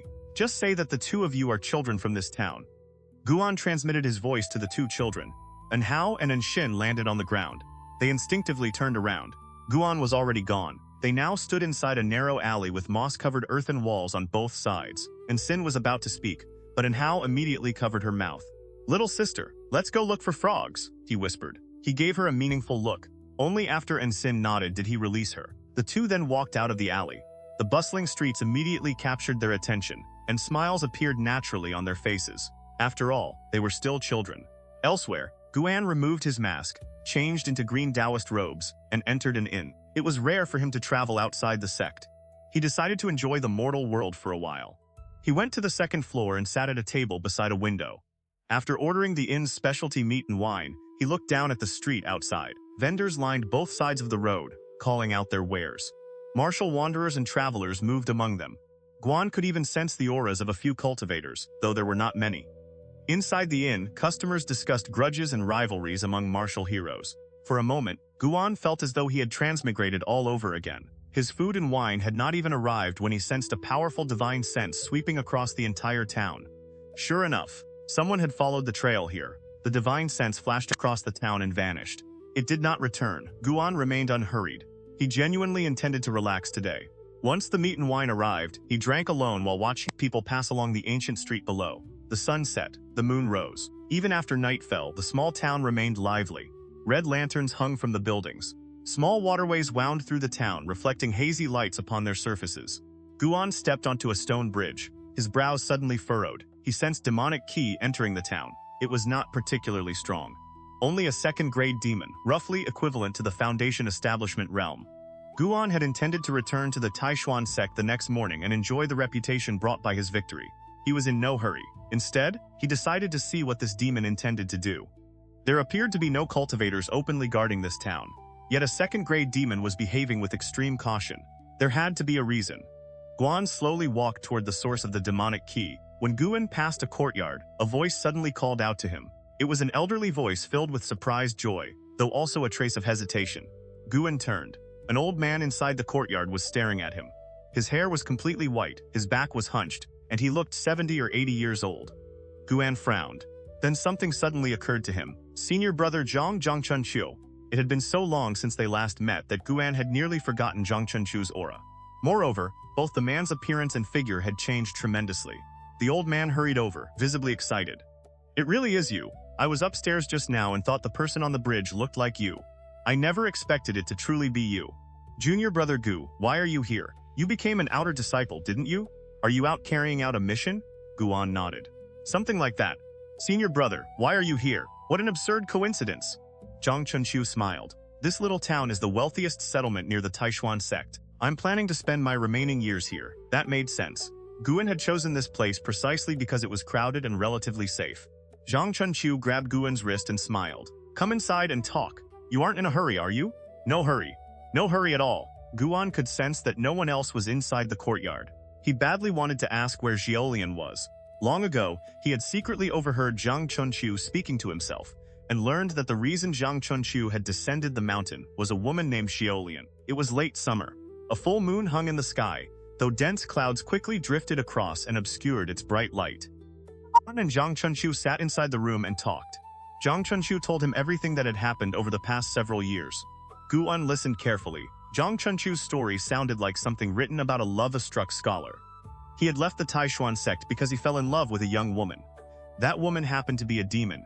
Years ago, when Zhang Chunqiu first traveled toward the Taixuan Sect in search of immortal destiny, demons attacked him along the road. Fortunately, a female demon named Xiaolian saved him, allowing him to reach the Taixuan Sect safely. He never forgot Xiaolian's kindness. Every year, he left the sect once to search for her. Feelings soon developed between the human and the demon. Many years later, when Zhang Chunqiu finally accepted that Foundation establishment was beyond his reach, he chose to descend the mountain and spend the rest of his life with Xiaolian. After reuniting, they came to this town together. They purchased a secluded courtyard, performed the marriage rites, and eventually had a child. But living beside a demon for many years gradually depleted Zhang Chunchu's spiritual power. Even his blood and vitality began weakening. Xiaolian could not bear to continue harming him. So one morning she quietly disappeared without saying goodbye.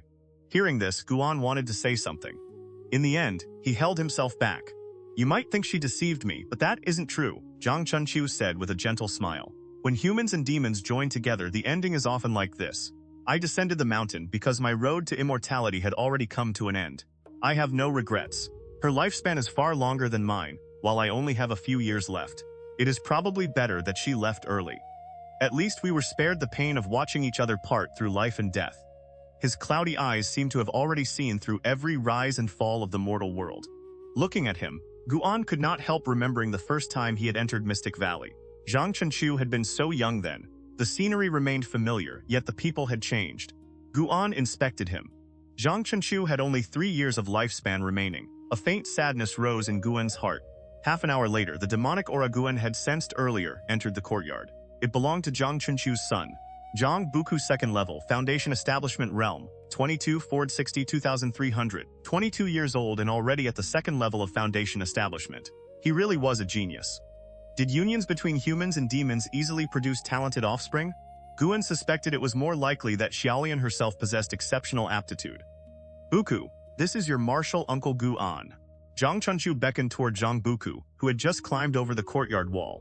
Zhang Buku looked only 16 or 17 years old, though the hair on his face was unusually thick. Martial Uncle Gu. He approached and greeted Guan somewhat shyly. Guan smiled and nodded. Then he took a bottle of pills from his storage bag. These are high-grade spirit chi pills. Consider them a gift for our first meeting. How could we accept something like this? Senior brother, do you dislike my gift? How could that be? I only think it is far too precious. The two politely refused and insisted for quite a while. In the end, Zhang Chunchu could not win against Guan and allowed Zhang Buku to accept the bottle. Zhang Buku studied Guan curiously. This was the first gift he had ever received from someone other than his parents. His impression of Guan immediately improved. Zhang Chunchu began asking about Mystic Valley. Guan concealed nothing. When he heard that Cheng Xuandan and Meng Long had died, Zhang Chunchu did not become grief-stricken. He merely sighed with emotion and reminded Guan to be cautious in the future. Then Guan mentioned that Li Ya had already reached the core formation realm. Zhang Chunchu clicked his tongue in admiration and said he had always known Li Ya would one day soar into the heavens. The two talked for a long time. Only when Zhang Chunchu could no longer endure the exhaustion did Guan finally take his leave. Before they parted, Zhang Buku supported his father as Zhang Chunchu turned back and said, Junior brother Gu, you've reached Foundation Establishment. That means your aptitude isn't nearly as poor as we once thought. Cultivate well, live on behalf of this senior brother, and see what the world looks like several hundred years from now. Standing at the gate, Guan looked back at him and gently nodded. From beginning to end, Zhang Chunchu never asked Guan for anything. He had simply wanted to reminisce with an old friend. As Guan stepped out of the courtyard, he could not help looking back. He heard the father and son speaking quietly. Zhang Chunchu was asking where his son had gone, causing trouble today. Zhang Buku answered that he had encountered a boy and fought with him. That boy had been Anhao. Guan had sensed their exchange earlier. Despite the difference in cultivation, Zhang Buku had possessed no killing intent. The two merely exchanged a few moves before Zhang Buku left. Was this also fate? Zhang Buku possessed a maximum lifespan of 2,300 years. He had every possibility of becoming a famous great demon among the demon race. As for Anhao, there was even less need to say anything. He possessed the aptitude of a genius destined to contend for first place beneath heaven. Many years from now, if those two met again, would they remember the fight they had shared as children in this little town? A faint smile appeared on Guan's lips. Then he vanished into the night. Early the next morning, on a wild mountain beside a sheer cliff, Anhao and Ansin sat cross-legged on either side of Guan. Together, they faced the brilliant rising sun and cultivated. Sunlight covered the three of them. The scene was unexpectedly harmonious. 3 claw marks crossed Anhao's left cheek. Zhang Buku had left them there. The previous night, Anhao had searched everywhere for Zhang Buku, but unfortunately could not find him. Even after leaving the town and traveling 10,000 miles to this deserted region, he remained furious. Guan could not sit still any longer. He stood. Your master has something to do outside. I'll return by evening. Howard, take good care of your junior sister. With that, he vanished from the cliff. Anhao and Anzin immediately opened their eyes. They turned, but their master was already gone. Who do you think master really is? Anzin asked curiously. Why can he only stay with us at night? And Hao rubbed his chin thoughtfully. Do you remember that storyteller who visited our village 2 years ago and told us stories about the martial world? I think Master might be the #1 or #2 great demon lord beneath heaven. But his terrible reputation must be a misunderstanding. Otherwise, why would he have saved us? That's it. He doesn't want his bad reputation to drag us down with him. And Zin's eyes widened. If Master really is a demon lord, then what is he doing right now? I don't know, but no matter what, he is still our master, and he treats us very well. We absolutely have to remember his kindness. Guan, the great demon lord, according to his disciples, returned to Mystic Valley and immediately used the teleportation formation to enter the third Medicine Valley. As expected, after such a major battle, someone had come looking for him. Guan entered the room inside his pavilion and found Shen Zhen painting at his writing desk. Holy Maiden Shen, are you starting to treat my place like your own home? You come whenever you feel like it. Aren't you afraid of offending me? Guan sounded helpless. Shen Zhen did not even raise her head. Come over here and look. Guan walked over and stood beside her. Then he frowned. Is this Han Ming? Yes. What do you think? Is my painting good? Aren't you afraid he'll hold a grudge against you? Would he dare? My father isn't someone who can be bullied either. The casualness of Shen Zhen's answer left Guan speechless. Having a powerful backer really was convenient. He examined the painting more carefully. He had to admit that Shen Zhen's artistic skill was impressive. She had captured the scene of Han Ming being pinned to the city wall with remarkable clarity. Even the cracks in the wall had been reproduced. Well? Shen Zhen asked proudly. Guan snatched the brush from her hand and added several strokes to the paper. Shen Zhen narrowed her eyes. Then they widened. Guan added streaks of violent wind and blurred motion lines, giving the image far greater dynamism. It was a style of drawing from manga back on Earth. It was not necessarily better than Shen Zhen's method. The important point was that she had never seen anything like it before. The image existed on a flat sheet of paper, yet the added lines allowed her to perceive the path of movement. It was almost as though the entire process of Han Ming being smashed into the wall had been captured. She turned toward Guan. You know how to paint? A little. What about poetry, songs, and prose? I know a little of everything. The admiration in Shen Zhen's eyes made Guan involuntarily raise his chin. So you thought you could show off in front of me? Of course. You were able to write Investiture of the Gods, after all, Shen Zhen said with emotion. Guan asked, why are you painting this scene? Did Shen Zhen have some grievance against Han Ming? To tell you the truth, I'm extremely interested in the Fudao Sword Venerable. I always imagined that he must be a handsome, aloof swordsman. So many people gathered to watch, yet he still refused to show himself. What presence? Infatuation appeared in Shen Zhen's eyes again. The corner of Guan's mouth twitched. What if he's actually an ugly old man? That's acceptable too. Besides writing books, my next goal is to investigate the Fudao Sword Venerable. I'm going to find him. What for? To become Dao companions with him, obviously. Panon, don't tell me you think I keep coming to see you because I like you. I may not enjoy cultivation, but my Dao companion absolutely must be one of the strongest great cultivators beneath heaven. Otherwise, if I offend someone through my books or paintings in the future, how will he protect me? Shen Zhen glanced at Guan, rolled up the painting, and walked toward the door. Guan shook his head and laughed. He did not follow her. Only after Shen Zhen left the Medicine Valley did he go downstairs to inspect his medicinal herbs. The servant disciples were still discussing the Fudao Sword Venerable. Every face showed fervent admiration. Listening to them praise him put Guan in an excellent mood. He might have displayed his might spectacularly just now, but he would not become complacent because of it. He would continue honestly and diligently accumulating lifespan. Even the 9th level of the body integration realm was far from enough to satisfy him. In the blink of an eye, another year passed. Summer returned. By now, Guan no longer visited Anhao and Anshin every day. He went twice a month. And Hao had already reached the 9th level of the Qi refining realm, which was more than enough for him to protect Anshin. The previous month, Hao passed a test arranged by Guan and personally killed the wolf demon that had once hunted the 2 children. Guan had deliberately allowed that wolf demon to escape back then precisely so that Hao could kill it later. Fine, he admitted it. The instant he saw Hao's aptitude, countless training plans had appeared in his mind. The reason he had not yet brought the 2 children to the Taixuan Sect was that Anshin's cultivation remained too low. Besides, both children were still young. They could learn far more by staying with Guan a little longer. One day at noon, Guan went alone to the outer sect and first visited the Heaven-Mending Platform. More and more sword cultivators gathered there. Many were not even members of the Taixuan Sect. News that the Fudao Sword Venerable had severely injured the Great Yu Sword Maniac in only 2 moves had spread wildly throughout the cultivation world. The Fudao Sword Venerable had now become the figure most worshipped by the disciples of the Taixuan Sect. Even after an entire year, Guan heard disciples discussing him every time he visited the outer city. As the fame of that battle spread, more and more sword cultivators came to visit. The Taixuan Sect never refused them. It simply increased the defensive forces stationed around this outer city. As a result, Zhangsheng's authority had also grown stronger, since she was now the city's grand elder. From a distance, Guan saw Han Ming standing beside Zuo Lin and berating him without pause. Zuo Lin sat on the ground with a gloomy expression. Guan felt delighted. This was exactly what he had wanted to see. That was why he had recommended Zuo Lin to Han Ming in the first place.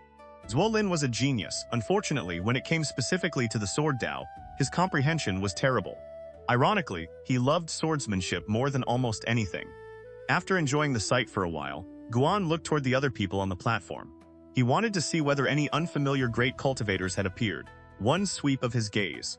And sure enough, there was one. Tanhua Ghost Mother 2nd level. Body Integration Realm. 3,058,009 to 54,000. Second level of the Body Integration Realm, and that lifespan was absurd. First the Yellow Springs Demon Emperor, now the Tanhua Ghost Mother. Why did these people all sound as though they had crawled straight out of the underworld? Guanson sighed inwardly. The fact that ghosts possessed lifespan meant that even after death, they could not exist forever. Thinking about it carefully, that made sense. If ghosts could remain forever, wouldn't ghosts eventually dominate the entire world? People spoke of thousand-year-old evil ghosts. Guan had never heard of a million-year ghost emperor. Of course, perhaps his own level was simply too low, and he had not yet encountered such existences. But at least this mortal world was dominated by humanity. Perhaps some deeper force prevented ghosts from existing indefinitely and maintained balance among all living things. Humans might possess shorter lifespans, but they cultivated quickly. Every race had its own advantages and disadvantages. The Tanhua Ghost Mother had disguised herself as a young female disciple of the Taixuan Sect. She looked extremely young, and her cultivation aura had been suppressed to the Foundation Establishment realm. Ordinary people could not detect anything strange about her. Guan did not dare stare for too long. He was afraid of attracting her attention. The Taixuan Sect contained all kinds of hidden monsters. As long as they did not threaten him, Guan could not be bothered to interfere. Little friend Gu. Han Ming suddenly walked over with a smile. Despite suffering such a miserable defeat, Han Ming did not feel humiliated.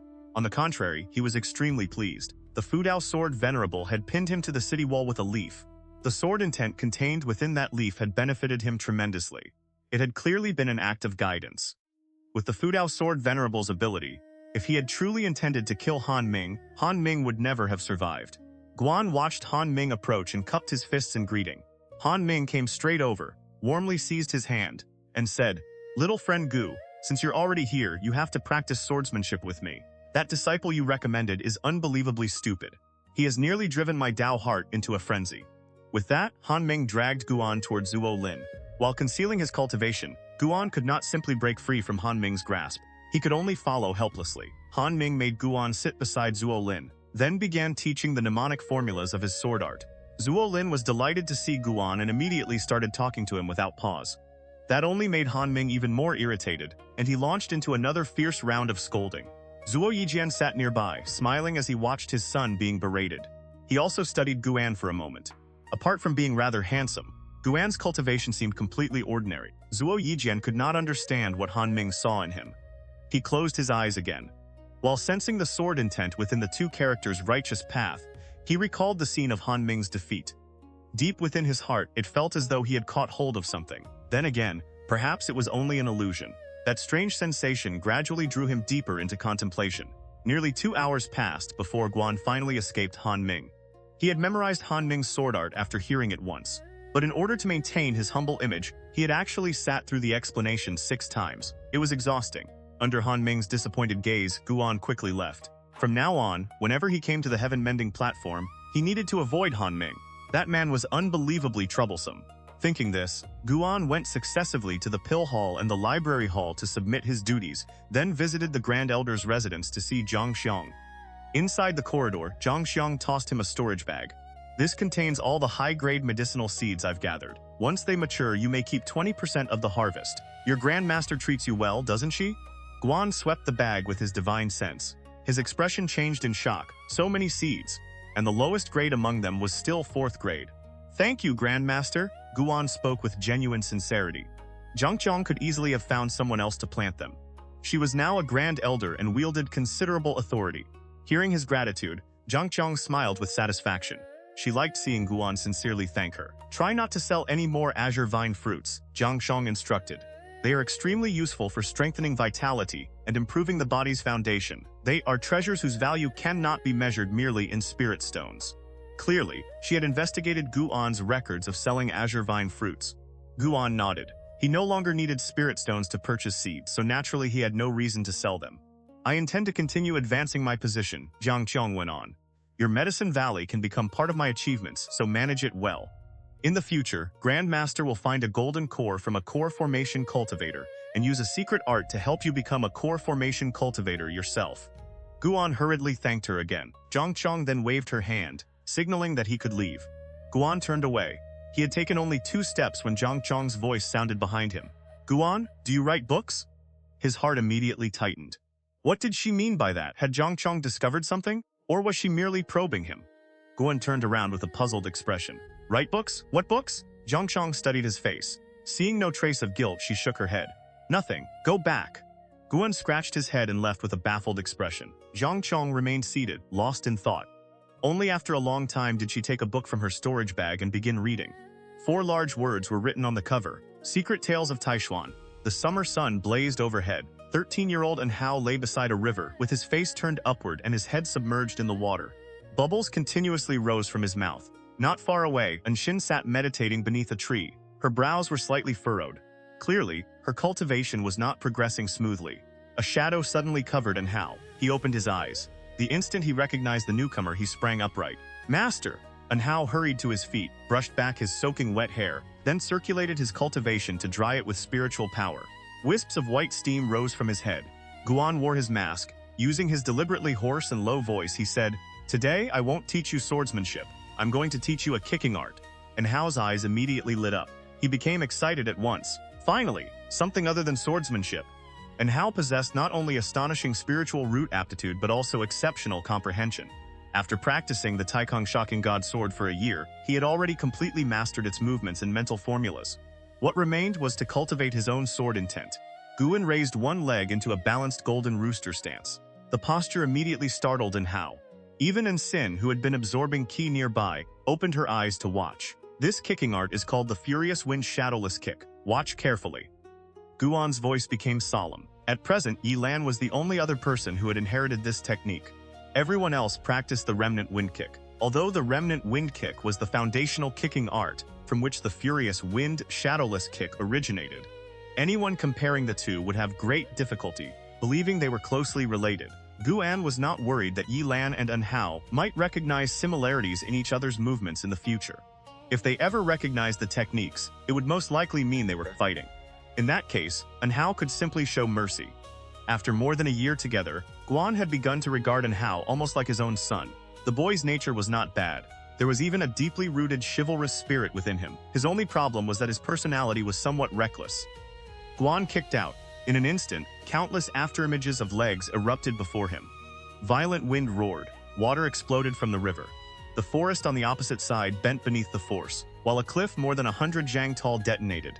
Dense footprints appeared across the shattered rock. Even the sea of clouds in the sky was swept away. Anhao's mouth fell open. His entire body trembled with excitement.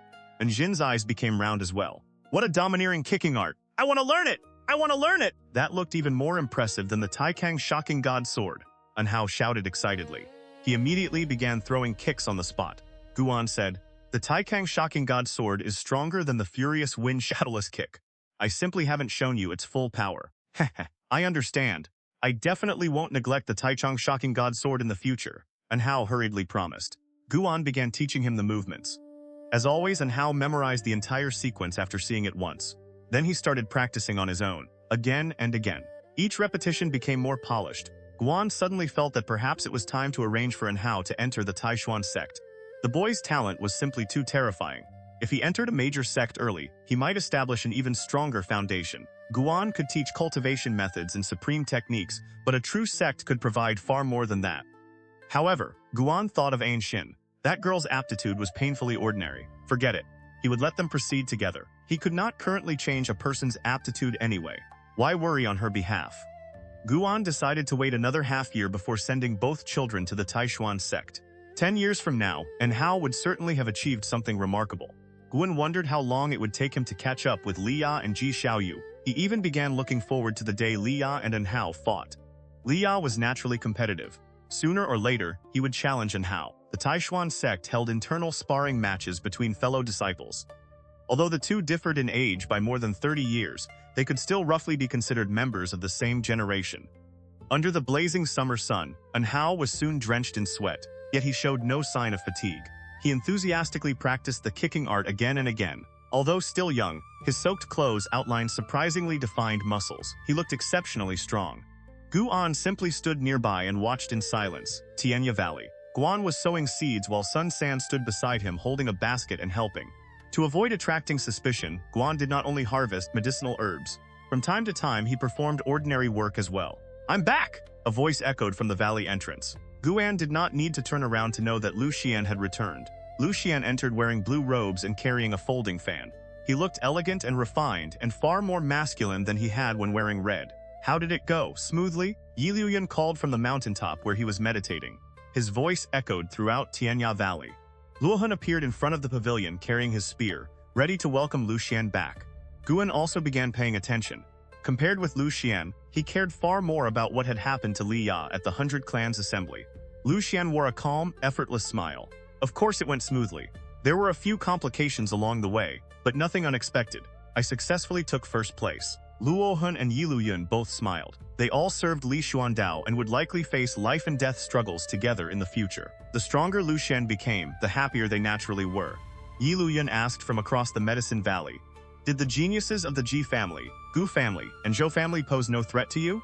Lu Xian replied, "There was a woman from the Ji family named Ji Xiaoyu who gave me some trouble. Unfortunately, she withdrew halfway through the competition. I regret not being able to defeat her openly. Aside from her, fewer than 5 people present could truly count as my opponents." "What about His Majesty's daughter?"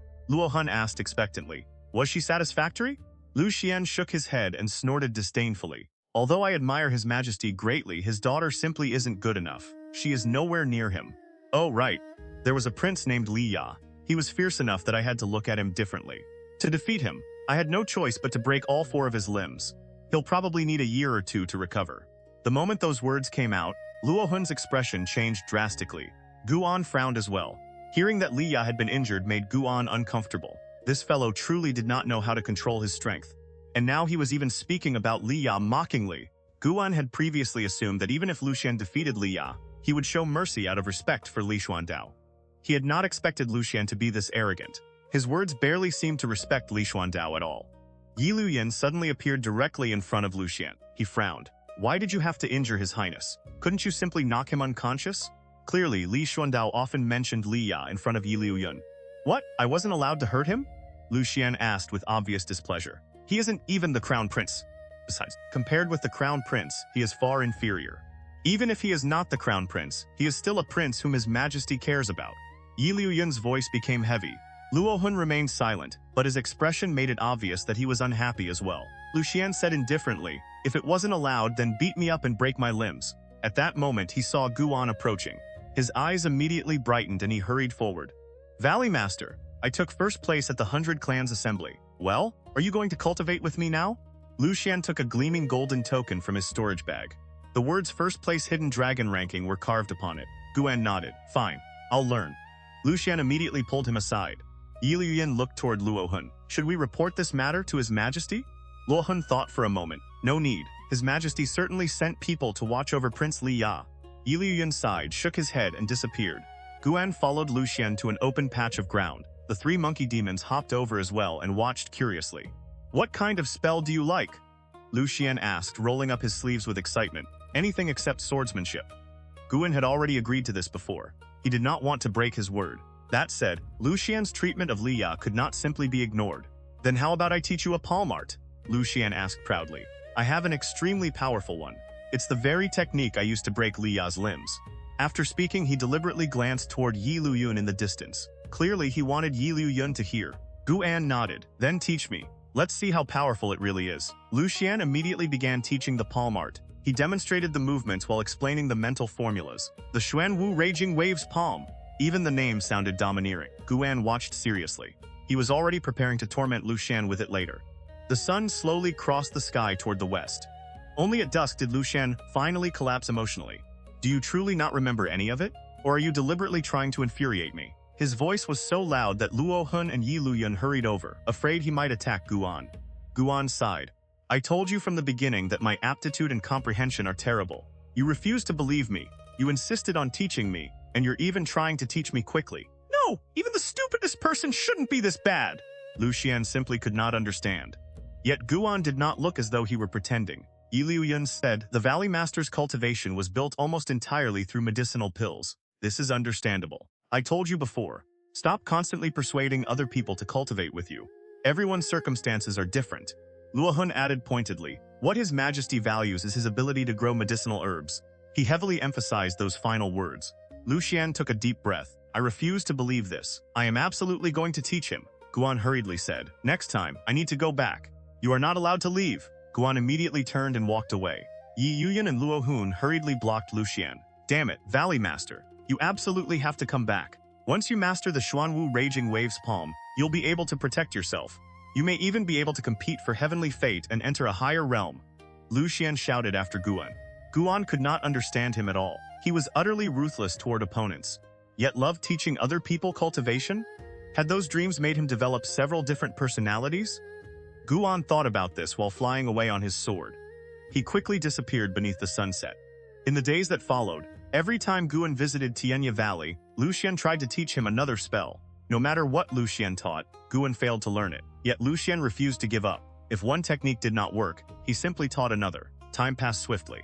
The end of the year arrived. Heavy snow covered 10,000 miles of mountains and forests. Guan emerged from the wilderness wearing white robes and a mask. And Hao and Anshin followed behind him. And Hao, usually so lively, was completely silent. Guan stopped and looked toward the endless snow-covered mountains ahead. Travel another few hundred miles and you will reach an outer city of the Taixuan Sect. When you arrive, reveal your spiritual power. They will take you into the city and test your spiritual roots. And Jin's eyes were red. She could not stop herself from asking, Master, when will we see you again? Guan kept his back toward them. I only saved you because I happened to pass by. This was a bond of fate that should never have existed in the first place. Naturally, we should not meet again. And you must never mention me to anyone. Guan truly had no particular purpose in teaching Hao and Anshin cultivation. It had merely been a momentary impulse. He did not need either child to repay him. He hoped their relationship could simply end here. And Hao suddenly dropped to his knees. And Shin immediately knelt beside him. The two children kowtowed toward Guan. This time, Guan did not stop them. He accepted 3 kowtows. And Hao struck his forehead against the frozen ground so hard that the skin split open and blood appeared. He seemed not to feel the pain. His eyes remained fixed on his master's back with unwavering determination. He would never forget the horror of that demon cave. Nor would he ever forget the despair he had felt when facing the wolf demon. Master, no matter who you are, I will remember your kindness forever. I will cultivate with everything I have. I will make my name known throughout the world and become the strongest person alive. When that day comes, if you hear my name and ever need me to do something, come find me. Even if your disciple must die 10,000 deaths, I will never refuse. And Hao spoke in a deep voice. He had only just turned 14, yet he displayed a resolve stronger than many grown men. Guan swept his sleeve. Snow and wind came rolling from the horizon, forcing Hao and Anshin to raise their arms over their faces. If you want to help me, first live for 1,000 years. Guan's voice traveled away through the wind. By the time the snowstorm passed and the children looked up again, he was gone. Anshin looked toward Hao, waiting for him to decide what they should do. He stood and gazed toward the horizon. Anshin, we absolutely cannot disappoint Master. Anshin nodded repeatedly. Brother and sister began walking forward together. The snow filling the world ahead seemed almost ready to swallow them whole. Guan returned to Mystic Valley. He first inspected the medicinal herbs throughout the valley, then went back to his pavilion. From beginning to end, part of his divine sense remained focused on Hao and Anshin. They were less than 300 miles from the Taixuan Sect. Even so, Guan was still somewhat worried. The sect had become a place where dragons and fish mixed together, hiding all manner of people. Over the next several days, no matter where Guan went or what he was doing, he kept a thread of divine sense on the two children. Only when they safely reached the Taixuan Sect's outer sect did he finally relax. And Hao revealed the cultivation of a 9th-level qi refining cultivator at such a young age. The elder of the outer city was immediately alarmed and personally received the two children. Guan had deliberately chosen this nearby outer city because many great cultivators were stationed there. That made it far less likely that someone would secretly harm An Hao or attempt to seize his body. The new year arrived. It was the Spring Festival, Mystic Valley. Guan Yelan, Zhenqin, Wuxin Xiaoshuan, Tong Yu, and the others sat around a long table. The remaining servant disciples gathered at other tables, each group talking and laughing among themselves. Have you heard? Zhenqin said while holding a bowl of wine. The outer sect recently recruited a disciple with a heavenly spirit root. Even the elders in the sect's main city were alarmed. His name is An Hao. He's only 14 this year, and he's already about to reach foundation establishment. It's unbelievable. When I compare myself with him, I feel like all these years of cultivation were no different from raising pigs. A heavenly spirit root. Everyone's attention was immediately captured. Wuxin could not help asking, is that really true? The Taicang Dynasty hasn't produced a heavenly spirit root in several hundred years. It's true, Yilan said with a nod. She was much calmer than Zhenqin. Our law enforcement hall even protected him for several days, until a sect master personally came to take him away. Everyone continued discussing heavenly spirit roots. Wuxin recounted several legends, causing Yilan to frown. How does this fellow know so much? Could there be something wrong with him? Yilan looked toward Wuxin thoughtfully. Although she had known him for many years, people could change. No. She needed to examine Wuxin's original sect entry records. Listening to everyone discuss An Hao, Juan could not stop a smile from appearing on his face. His future days of farming had gained another interesting thing to look forward to. He wanted to see just how far An Hao could grow. They talked for a long time before the topic finally shifted toward events in the wider cultivation world. They had heard that Chang'e in Kangzhou was suffering from a demonic calamity. A demon had attempted to assassinate the emperor. The emperor had fortunately survived, but his imperial wrath was immense. He personally ordered an investigation, and an entire clan had already been executed. Guan knew that Li Xuandao's secretly possessed cultivation at the 9th level of the soul transformation realm, so he was not worried. Instead, he listened with great interest. The Spring Festival marked the passing of the old year and the arrival of the new. Their joyful gathering continued until dawn. When the first light of morning appeared, Yelan and Zhenqin finally left. Guan did not immediately leave Mystic Valley. Instead, he quietly entered the 8 Centuries Cave Heaven and brought delicious food to Hao Long. Beneath the azure vine tree, Hao Long became overjoyed the moment it saw Guan. It swam rapidly around him. By now, its body was nearly 2 zhang long. Its dragon horns had fully grown, making it look almost exactly like a true dragon. Cold light gleamed across its black dragon scales. Master, when can you take me outside? Hao Long rubbed its head against Guan's face and asked pitifully. Guan stroked its head and smiled. Didn't I already tell you? Wait until you're fully grown. There are many people outside staring at your flesh the same way you stare at mutton. How big do I have to become before I count as fully grown? Hao Long complained. I already feel extremely strong. Master, you might not even be my opponent anymore. Although Guan sometimes practiced swordsmanship beneath the tree, he had never displayed his full strength. Even Hao Long did not know how powerful he truly was. Hearing those words, Guan felt that he really could not keep the dragon hidden like this forever. I'll think of a way, he said thoughtfully. He decided to ask Zhang Xiong whether she knew a transformation art. If Hao Long could transform into a snake, Guan could take it outside with him. Hao Long immediately became delighted and even started cheering, making Guan laugh. Guan stayed inside the 8 Centuries Cave Heaven for quite a while before leaving. The reason he departed so quickly was that he had sensed a familiar aura approaching Mystic Valley. Guan returned to his pavilion and pretended to read. Not long afterward, a figure leaped through the window. Before the newcomer's feet even touched the floor, his voice rang out. Junior brother Gu, guess what treasure I brought back for you this time?